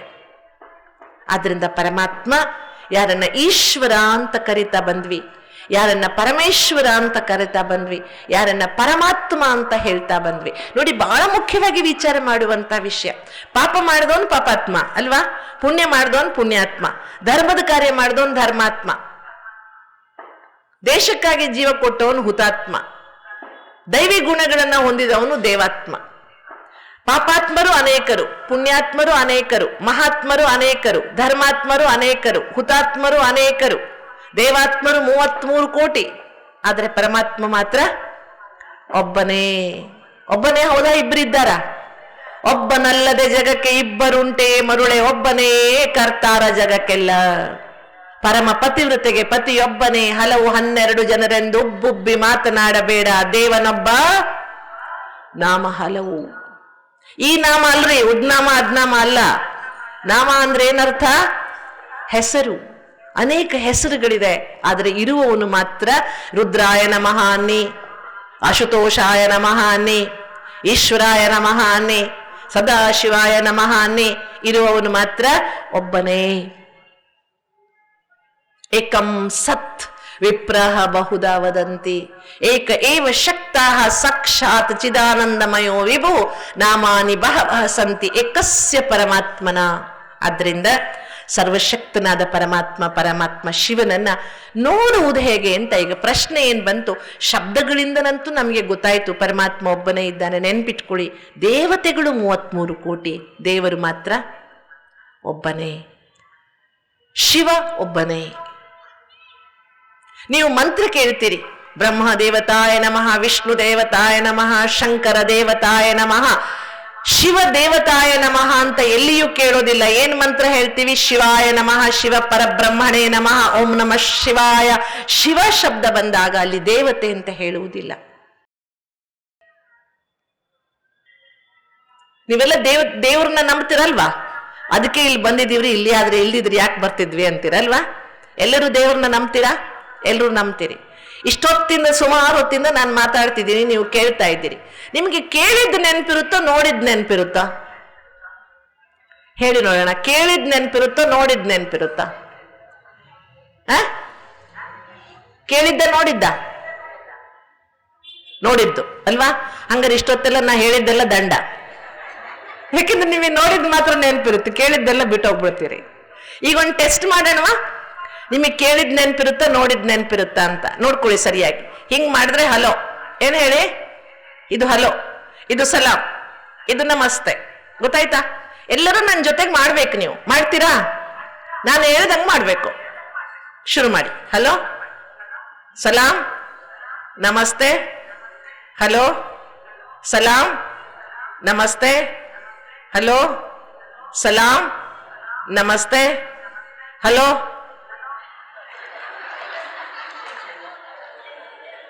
ಯಾಕೆ ನಕ್ರಿ? ಹೆಂಗ್ ಮಾಡ್ಬೇಕಾಗಿತ್ತು? ಹಲೋ ಹಿಂಗ್ ಮಾಡ್ಬೇಕಿತ್ತಲ್ವಾ? ನೀವೆಲ್ರು ಹೆಂಗ್ ಮಾಡಿದ್ರಿ? ಯಾಕೆ ಮಾಡಿದ್ರಿ? ನನ್ನ ನೋಡಿ ಮಾಡಿದ್ರಿ. ನೋಡಿ, ನಾವು ಬಹಳ ಧೈರ್ಯದಿಂದ ಜಗತ್ತಿಗೆ ಹೇಳ್ತೇವೆ, ಜಗತ್ನಲ್ಲಿ ನೀವು ಲೀಡರ್ ಆಗ್ಬೇಕಾ, ನೇತಾರರಾಗ್ಬೇಕಾ, ಮುಖಂಡರಾಗ್ಬೇಕಾ? A leader must be a good listener ಅಂತ. ಒಬ್ಬ ಲೀಡರ್ ಆದವನು ಬರೀ ಮಾತಾಡಬಾರ್ದು, ಕೇಳುವವನಾಗಿರ್ಬೇಕು. ಯಾರು ಚೆನ್ನಾಗಿ ಕೇಳಬಲ್ಲರೋ ಅವನು ಒಳ್ಳೆ ಮುಂದಾಳು ಆಗ್ತಾನೆ ಅನ್ನುವುದು ಸೈಕಲಾಜಿಕಲಿ ಇಂಟರ್ನ್ಯಾಷನಲಿ ಪ್ರಖ್ಯಾತವಾಗಿರುವ ಹೇಳಿಕೆ. ಅ leader must be a good listener. ನೀವೆಲ್ಲ ಲೀಡರ್ ಆಗ್ಬೇಕು ಬೇಡ ಹೇಳಿ ನೋಡೋಣ. ನೀವೇನು ಊರಿಗೆ ಲೀಡರ್ ಆಗದಿದ್ರು ಪರವಾಗಿಲ್ಲ, ನಿಮಗೆ ನೀವು ಲೀಡರ್ ಆಗಿ ಮೊದಲು ಅಷ್ಟರ ಮಾಡ್ಕೊಳ್ಳೋಣ. ಫಸ್ಟ್ ನಮಗೆ ನಾವು ಲೀಡರ್ ಆಗೋಣ. ನಮ್ಗೆ ನಾವು ಲೀಡರ್ ಆಗ್ಬೇಕಾದ್ರೆ ನಮ್ಮೊಳಗಡೆ ಡೆವಲಪ್ ಮಾಡ್ಕೊಳ್ಬೇಕಾದದ್ದು ನಾನು ನಿನ್ನೆ ಹೇಳಿದ್ದೆ. ಶಿವನ ದರ್ಶನ ಮೊದಲು ಚಿಂತನೆಯಿಂದ, ಎರಡನೆಯದು ಸ್ಮರಣೆಯಿಂದ. ಯಾವುದರಿಂದ ಶಿವನ ದರ್ಶನವಾಗುತ್ತೆ? ಸ್ಮರಣೆಯಿಂದ. ಕೇಳಿದ್ದನ್ನ ಎಷ್ಟೆಷ್ಟು ಮನನ ಮಾಡ್ತೀವಿ. ನಾವಿವತ್ತು ವ್ಯರ್ಥವನ್ನ ಜಾಸ್ತಿ ಮನನ ಮಾಡ್ತೀವಿ, ಒಳ್ಳೆಯ ವಿಚಾರಗಳನ್ನ ಜಾಸ್ತಿ ಮನನ ಮಾಡಲ್ಲ. ಯಾರೋ ಬೈದಿರ್ತಾರೆ, 10 ವರ್ಷ ಆದ್ರೂ ಮರೆಯಲ್ರಿ ನೀವು ಹೇಳಿದ್ನ ಅಂತ ಹೇಳ್ತೀವಿ. ಒಳ್ಳೆ ಮಾತನ್ನ ಮರ್ತೆ ಬಿಡ್ತೀವಿ. ಹೌದಾ ಇಲ್ವಾ ಹೇಳ್ರಿ? ಯಾರೋ ಬಾಯಿ ತಪ್ಪಿ ಬೈದಿರ್ತಾರೆ, ಬೈದವರು ಸತ್ತು ಹೋಗಿರ್ತಾರೆ, ನಾವು ಮಾತ್ರ ಮಾರ್ತಿರಲ್ಲ ಅವರನ್ನ. ಆದ್ರಿಂದ ನಮ್ಮನ್ನು ನಾವು ಅರ್ಥ ಮಾಡ್ಕೊಳ್ಳೋಣ. ಬದುಕು ಭಗವಂತ ಕೊಟ್ಟ ಅದ್ಭುತವಾದ ಕಾಣಿಕೆ. ಹೌದಾ? ಜನ್ಮ ಅಪ್ಪ ಅಮ್ಮ ಕೊಟ್ಟರು, ಅವರು ಋಣ ತೀರ್ಸಕ್ಕಾಗಲ್ಲ. ಜೀವನ ಕೊಟ್ಟ ಭಗವಂತನನ್ನಂತೂ ಋಣ ತೀರಿಸುವುದು ಸಾಧ್ಯವೇ ಇಲ್ಲ. ಆದರೆ ಈ ಬದುಕಿನಲ್ಲಿ ನಮ್ಮನ್ನು ನಾವು ಅರ್ಥ ಮಾಡ್ಕೊಳ್ತಾ ಸ್ವಲ್ಪ ಅಂತರ್ಮುಖಿಯಾಗಿ ನಮ್ಮನ್ನು ನಾವು ಅರ್ಥ ಮಾಡಿಕೊಂಡು ನಮ್ಮೊಳಗಿನ ಗುಣಗಳನ್ನು ದರ್ಶನ ಮಾಡಿಕೊಂಡಾಗ ಆ ಸರ್ವೇಶ್ವರನಾದ ಪರಮಾತ್ಮ ಶಿವನನ್ನು ಅರ್ಥ ಮಾಡಿಕೊಂಡು ಜೀವನದ ಆನಂದವನ್ನು ಅನುಭವಿಸುವುದಕ್ಕೆ ಸಾಧ್ಯವಾಗುತ್ತೆ. ಮನೆಗೆ ಹೋಗಕ್ಕೆ ಅವಸರ ಆಗ್ತಿದ್ಯಾ? ರಾಣೆಬೆನ್ನೂರಿನ ಜನ ಎಲ್ಲ ಇನ್ನು ಸ್ವಲ್ಪ ಹೊತ್ತು ಕೂತ್ಕೊಳ್ಳೋಕೆ ತಯಾರಿದ್ದಾರೆ ಅಲ್ವಾ? ಆದರೂ ಸಹ ಮುಂದೆ ನಿಮ್ಗೆ ಇವತ್ತು ಬೇರೆ ಬೇರೆ ಕಾರ್ಯಕ್ರಮಗಳು ಇದೆ, ಅದನ್ನು ಎಲ್ಲ ನೋಡಬೇಕು. ಆದರೂ ಒಂದು ಸಣ್ಣ ವಿಚಾರವನ್ನ ಹೇಳ್ತಾ, ಬಹಳ ಮುಖ್ಯವಾಗಿ ದೇವರು ಎನ್ನುವ ಶಕ್ತಿಯ ಮೇಲೆ ನಮಗೆ ವಿಶ್ವಾಸವಿರಬೇಕು. ಒಂದು ಸಣ್ಣ ಘಟನೆಯೊಂದಿಗೆ ಮುಗಿಸ್ತೇನೆ. ನಾವು ಸ್ಕೂಲಲ್ಲಿ ಓದುವಾಗ ನಿಮಗೆ ಗೊತ್ತಿದೆ, ನಮ್ಮ ಜೀವನದಲ್ಲಿ ನಾವು ಕಾಲೇಜ್ ಓದಲಿ, ಯೂನಿವರ್ಸಿಟಿ ಓದಲಿ, ಎಲ್ಲದಕ್ಕಿಂತ ಹೆಚ್ಚು ನೆನಪಿನಲ್ಲಿ ಇರುವುದು ನಮಗೆ ನಮ್ಮ ಶಾಲಾ ಜೀವನ ಅಲ್ವಾ? ಕಾಲೇಜು ಯೂನಿವರ್ಸಿಟಿಗಿಂತ ಹೆಚ್ಚು ಪ್ರಿಯವಾದದ್ದು ಯಾವುದು ನಮಗೆಲ್ಲರಿಗೂ? ನಮ್ಮ ಶಾಲಾ ಜೀವನ. ನಾ ಹೈಸ್ಕೂಲ್ನಲ್ಲಿ ಓದುವಾಗ ನಮಗೊಬ್ರು ಗಣಿತದ ಮಾಸ್ಟರ್ ಇದ್ದರ್ರಿ. ಭಾರಿ ಚಂದ ಗಣಿತ ಕಲಿಸೋರು, ಬಹಳ ಚೆನ್ನಾಗಿ. ನಮ್ಮ ಕ್ಲಾಸಲ್ಲಿ ಯಾರು ಗಣಿತದಲ್ಲಿ ಫೇಲ್ ಆಗ್ತಿರ್ಲಿಲ್ಲ ನಾವು. ಆದ್ರೆ ನಮ್ಮ ಮಾಸ್ತರ್ದು ಒಂದು ಸಮಸ್ಯೆ ಇತ್ತು, ಅವ್ರು ದೇವ್ರನ್ನ ನಂಬುತ್ತಿರ್ಲಿಲ್ಲ. ಪ್ರತಿದಿನ ಕ್ಲಾಸಲ್ಲಿ ದೇವ್ರಿಲ್ಲ ಅಂತ ಹೇಳೋರು. ಹೆಂಗೆ ಹೇಳೋರು ಗೊತ್ತಾ? ಅದಕ್ಕೊಂದು ಸಿದ್ಧಾಂತ ಇತ್ತು ಅವ್ರದ್ದು. ಗಣಿತದ ಮಾಸ್ಟರ್ ಅಂದ್ಮೇಲೆ ಫಾರ್ಮುಲಾ, ಗಣಿತದಲ್ಲಿ ಫಾರ್ಮುಲಾಗಳು ಬಹಳ ಇರ್ತವೆ. A+B=AB ಅಥವಾ A×B=AB, ಹೀಗೇನೇನೋ ಫಾರ್ಮುಲಾ ಇರ್ತವೆ ಗಣಿತದಲ್ಲಿ. ಹಾಗೆ ಮಕ್ಕಳೇ, ಬೋರ್ಡ್ ಕಾಣ್ತಿದ್ಯೇನ್ರ? Yes sir. ಹೆಂಗಿದ್ದಾರ? ಕಪ್ಪಗಿದೆ ಸರ್. ಟೇಬಲ್ ಕಾಣ್ತಿದ್ಯೇನ್ರ? ಹೌದು ಸರ್. ಎಷ್ಟು ಕಾಲಿದ್ದಾರ? 4 ಕಾಲು ಸರ್. ಕುರ್ಚಿ ಕಾಣ್ತಿದ್ಯೇನ್ರ? ಹೌದು ಸರ್. ಹೆಂಗಿದಾರ? ಕಟ್ಟಿಗೆ ಕುರ್ಚಿ ಸರ್. ದೇವ್ರಿದಾನೇನ್ರ? ಹೌದು ಸರ್. ಕಾಣ್ತಿದ್ದಾನೇನ್ರ? ಇಲ್ಲ ಸರ್. ಹಂಗಾರ ದೇವ್ರಿಲ್ಲ. ಅರ್ಥ ಆಯ್ತಾ? ದಿನ ಹೇಳೋರು ಕ್ಲಾಸಲ್ಲಿ, ದಿನ ದೇವ್ರ ತಲೆ ಮೇಲೆ ಹೂ ತಪ್ಪಿದ್ರು ನಮ್ಮ ಮಾಸ್ತರ್ ದೇವ್ರಿಲ್ಲ ಹೇಳೋದು ತಪ್ತಿರ್ಲಿಲ್ಲ. ಸಣ್ಣ ಮಕ್ಕಳು ನಾವೆಲ್ಲ ದೇವ್ರ ಹೇಳಿದ್ದಕ್ಕೆ ಹೂ ಹೂ ಅಂತ ಕೇಳ್ತಿದ್ವಿ ಸುಮ್ಮನೆ, ಏನು ವಾದ ಮಾಡಕ್ಕಂತೂ ಆಗ್ತಿರ್ಲಿಲ್ಲ. ಆಗಿನ ಕಾಲದ ಮಕ್ಕಳು ಮಾಸ್ತರ್ಗೆ ತಿರುಗಿ ಮಾತಾಡೋದು ಬಾರಿ ಕಡಿಮೆ. 9ನೇ ಕ್ಲಾಸ್ ಮುಗೀತು, ನಾವು ಶಾಲೆಗೆ ಸೀನಿಯರ್ಸ್ ಆದ್ವಿ. ಸ್ಪೆಷಲ್ ಕ್ಲಾಸ್ ಇಟ್ಟಿದ್ರು ನಮ್ಮ ಸರ್, ಒಂದು ಬ್ರಿಡ್ಜ್ ಕ್ಲಾಸ್ ಅಂತ. 3 ತಾಸಿನ ಕ್ಲಾಸ್ ಮಾಡಿದ್ರು ಗಣಿತದ್ದು. ನಾವು 90 ಜನ ಸ್ಟೂಡೆಂಟ್ಸ್ ಇದ್ವಿ AB ಸೆಕ್ಷನ್ ಇಂದ. ಎಲ್ಲರೂ ಕೂತ್ಕೊಂಡಿದ್ವಿ. ಕ್ಲಾಸ್ ಮುಗೀತು. ಕ್ಲಾಸ್ ಮುಗಿದ್ಮೇಲೆ ನಮ್ಮ ಕ್ಲಾಸ್ನಲ್ಲಿ ಒಬ್ಬ ಕುಳ್ಳು ಹುಡುಗ ಇದ್ದ. ಅವನು 2 ವರ್ಷದಲ್ಲಿ 1 ಪ್ರಶ್ನೆಗೂ ಉತ್ತರ ಕೊಟ್ಟಿರ್ಲಿಲ್ಲ. ಅವತ್ತು ಎದ್ಕೊಂಡು ಬಂದ. ಸರ್, ನಾನು 2 ನಿಮಿಷ ಮಾತಾಡ್ತೀನಿ ಇಂದ. ಮಾಸ್ತರ್ ಏನೋ ಥ್ಯಾಂಕ್ಸ್ ಹೇಳಕ್ ಬಂದೇನೋ ಅಂತ ತಿಳ್ಕೊಂಡ್ರು. ಆಯ್ತಪ್ಪ ಮಾತಾಡು ಅಂದ್ರು. ಅವನು ಶುರು ಮಾಡ್ದ. ನಮ್ಮ ಮಾಸ್ತರ್ ಬಾರಿ ಒಳ್ಳೆಯವರು, ಯಸ್. ನಮ್ಮ ಮಾಸ್ತರ್ ಬಾರಿ ಬುದ್ಧಿವಂತರು, ಯಸ್. ನಮ್ಮ ಮಾಸ್ತರ್ ಬಹಳ ಚೆನ್ನಾಗಿ ಗಣಿತ ಕಲಿಸ್ತಾರೆ, ಯಸ್. ನಮ್ಮ ಮಾಸ್ತರ್ ಇವತ್ತು ಜುಬ್ಬ ಪೈಜಾಮ ಹಾಕೊಂಡು ಬಂದಿದ್ದಾರೆ, ಯಸ್. ನಮ್ಮ ಮಾಸ್ತರ್ ಕಾಣಿಸ್ತಿದ್ದಾರೆ, ಯಸ್. ನಮ್ಮ ಮಾಸ್ತರ್ ಚಶ್ಮಾ ಕಾಣಿಸ್ತಿದೆ, ಯಸ್. ನಮ್ಮ ಮಾಸ್ಟರ್ ಬುದ್ಧಿವಂತರು ಅಂತ ನಿಮ್ಗೆಲ್ಲ ಗೊತ್ತಿದೆ, ಯಸ್. ನಮ್ಮ ಮಾಸ್ಟರ್ ಬುದ್ಧಿ ಕಾಣ್ತಿದ್ಯಾ ಅಂತ ಕೇಳ್ದ ಅವನು. ನಮ್ಮ ಮಾಸ್ಟರ್ ಬುದ್ಧಿ ಕಾಣ್ತಿದ್ಯಾ ಅಂತ ಕೇಳ್ದ. ಉತ್ತರ ಏನು? ಹಂಗಂದ್ರೆ ಏನರ್ಥ? ಏನರ್ಥ? ನಮ್ಮ ಮಾಸ್ತರ್ ಬುದ್ಧಿ ಡ್ಯಾಶ್ ಡ್ಯಾಶ್. ಅದಾದ ಮೇಲೆ ನಮ್ಮ ಮಾಸ್ತರು ದೇವರಿಲ್ಲ ಅಂತ ಹೇಳಲೇ ಇಲ್ಲ. ಅದಕ್ಕೆ ನಾನು ಪ್ರಾರಂಭದಲ್ಲೇ ಹೇಳಿದ್ದು, ನಂಬರು ನೆಚ್ಚರು ಬರಿದೆ ಕರೆವರು ನಂಬಲರಿಯರು ಈ ಲೋಕದ ಜನರು, ನಂಬಿ ಕರೆದೊಡೆವು ಎನ್ನನೆ ಶಿವನು. ಆ ಶಿವ ನಮ್ಮ ನಿಮ್ಮೆಲ್ಲರ ಸೃಷ್ಟಿಕರ್ತ ಪರಮಾತ್ಮ. ಆತ್ಮೀಯರೇ, ಆನಂದಮಯ ಜೀವನವನ್ನು ಅನುಭವಿಸಬೇಕು ಅಂದರೆ ಅರ್ಥಪೂರ್ಣವಾಗಿ ಅವನ ಮೇಲೆ ವಿಶ್ವಾಸವಿಡೋಣ, ಅರ್ಥಪೂರ್ಣವಾಗಿ ಅವನನ್ನು ಅರಿತುಕೊಳ್ಳೋಣ. ಅರಿತು ಬಾಳಿದರೆ ಅರಿವೇ ಗುರು ಅಲ್ವಾ? ಅದಕ್ಕೆ ನಾಳೆ ನೀವೆಲ್ಲರೂ ಸಹ ಬರುವಾಗ ನನ್ನ ಇನ್ನೊಂದು ಪ್ರಶ್ನೆಗೆ ಉತ್ತರ ತಗೊಂಡು ಬರಬೇಕು. ಅದು ಏನು ಗೊತ್ತಾ? ದೇವಸ್ಥಾನದೊಳಗೆ ಚಪ್ಪಲಿ ಹಾಕೊಂಡು ಯಾಕೆ ಹೋಗ್ಬಾರ್ದು ಅಂತ. ತಪ್ಪು ತಿಳ್ಕೊಬೇಡಿ, ನಾಳೆಯಿಂದ ಚಪ್ಪಲಿ ಹಾಕೊಂಡು ಹೋಗಿ ಅಂತ ನಾನು ಹೇಳ್ತಿಲ್ಲ. ಯಾಕೆ ಹಾಕೊಂಡು ಹೋಗ್ಬಾರ್ದು? ಕಾರಣ ಏನಾದ್ರೂ ಇರ್ಬೇಕಲ್ವಾ? ನಮ್ಮ ಹಿಂದಿನವರು ಮೂರ್ಖರಂತೂ ಅಲ್ಲ, ನಮ್ಮ ಪೂರ್ವಜರು ಆ ಪದ್ಧತಿ ಮಾಡಿದ್ದಾರೆ ಅಂದ್ರೆ ಅದಕ್ಕೊಂದು ಅರ್ಥ ಇರಬೇಕು. ಆ ಅರ್ಥ ಯಾರಾದ್ರೂ ಕೇಳಿದ್ರೆ ನೀವೇನು ಉತ್ತರ ಹೇಳ್ತೀರಿ? ನೋಡಿ, ಈ ಶರೀರ ಚರ್ಮದ್ದು, ಇದ್ರೊಳಗಡೆ ಎಲ್ಲ ಹೊಲಸಿದೆ, ಈರ್ಷ್ಯ ದ್ವೇಷ ತುಂಬಿಟ್ಕೊಂಡಿದೀವಿ. ಇದನ್ನ ಎತ್ಕೊಂಡು ಹೋಗ್ಬೋದು ಒಳಗಡೆ. ಪಾಪ ಚಪ್ಪಲಿ ಏನ್ ತಪ್ಪು ಮಾಡಿದೆ, ಅದನ್ನ ಯಾಕೆ ಆಚೆ ಬಿಟ್ಟು ಹೋಗ್ಬೇಕು? ರೀಸನ್ ಏನು? ಹಾಕೊಂಡು ಹೋಗಿ ಎನ್ನುವುದು ಉದ್ದೇಶವಲ್ಲ. ಸಂಪ್ರದಾಯದ ಹಿಂದಿನ ಅರ್ಥವೇನು? ಅಲ್ವಾ? ನಾಳೆ ನಾವು ಅದನ್ನೆಲ್ಲ ವಿಸ್ತಾರವಾಗಿ ವಿಚಾರ ಮಾಡೋಣ. ಶಿವನಿಗೆ 3 ಕಣ್ಣು ಯಾಕೆ, ವಿಭೂತಿ ಯಾಕೆ ಹಚ್ಕೋಬೇಕು, ಇವೆಲ್ಲವೂ ಆಧ್ಯಾತ್ಮಿಕವಾಗಿ ವೈಜ್ಞಾನಿಕವಾಗಿರುವ ಅರ್ಥವನ್ನು ತಿಳ್ಕೊಂಡ್ರೆ ಆ ಶಿವನ ದರ್ಶನ ಮಾಡಿಕೊಳ್ಳುವುದು ನಮಗೆ ಅರ್ಥವಾಗ್ತದೆ. ಇವತ್ತೆಲ್ಲರಿಗೂ 3ನೇ ಕಣ್ಣು ತೆರೆದಿದೆ ಅಂದ್ಕೊಳ್ತೀನಿ ನಾನು. ತೆರೆದಿದೆ ಅಲ್ವಾ? ಈಗ 1-2 ನಿಮಿಷ ನಾವು ಆ ಪರಮಾತ್ಮನನ್ನ ಧ್ಯಾನ ಮಾಡೋಣ, ಥ್ಯಾಂಕ್ಸ್ ಹೇಳೋಣ. ಆಮೇಲೆ ನೀವು ಮುಂದಿನ ಮನೋರಂಜನೆಯ ಕಾರ್ಯಕ್ರಮ ನೋಡೋರಂತೆ. ಎಲ್ಲ ನೇರವಾಗಿ ಕುತ್ಕೊಳ್ಳೋಣ, ನೇರವಾಗಿ ಕುತ್ಕೊಳ್ಳಿ. 3 ಸಲ ಓಂಕಾರ ಹೇಳೋಣ ಎಲ್ಲರೂ. ಆಗ್ಬಹುದಾ? ಇಡೀ ರಾಣೆಬೆನ್ನೂರಿಗೆ ಒಂದು ಒಳ್ಳೆಯ ಪಾಸಿಟಿವ್ ಎನರ್ಜಿಯನ್ನು ಹರಡುವ ಉದ್ದೇಶದಿಂದ ಸಂಘಟನೆಯಲ್ಲಿ ನಾವೆಲ್ಲರೂ ಮನಸಾರೆ ಓಂಕಾರವನ್ನು ಉಚ್ಚಾರ ಮಾಡೋಣ. ನೇರವಾಗಿ ಕುತ್ಕೊಳ್ಳೋಣ. ದೀರ್ಘವಾಗಿ ಒಂದ್ಸಲ ಶ್ವಾಸ ತಗೊಂಡು ಬಿಡ್ತಾ ಓ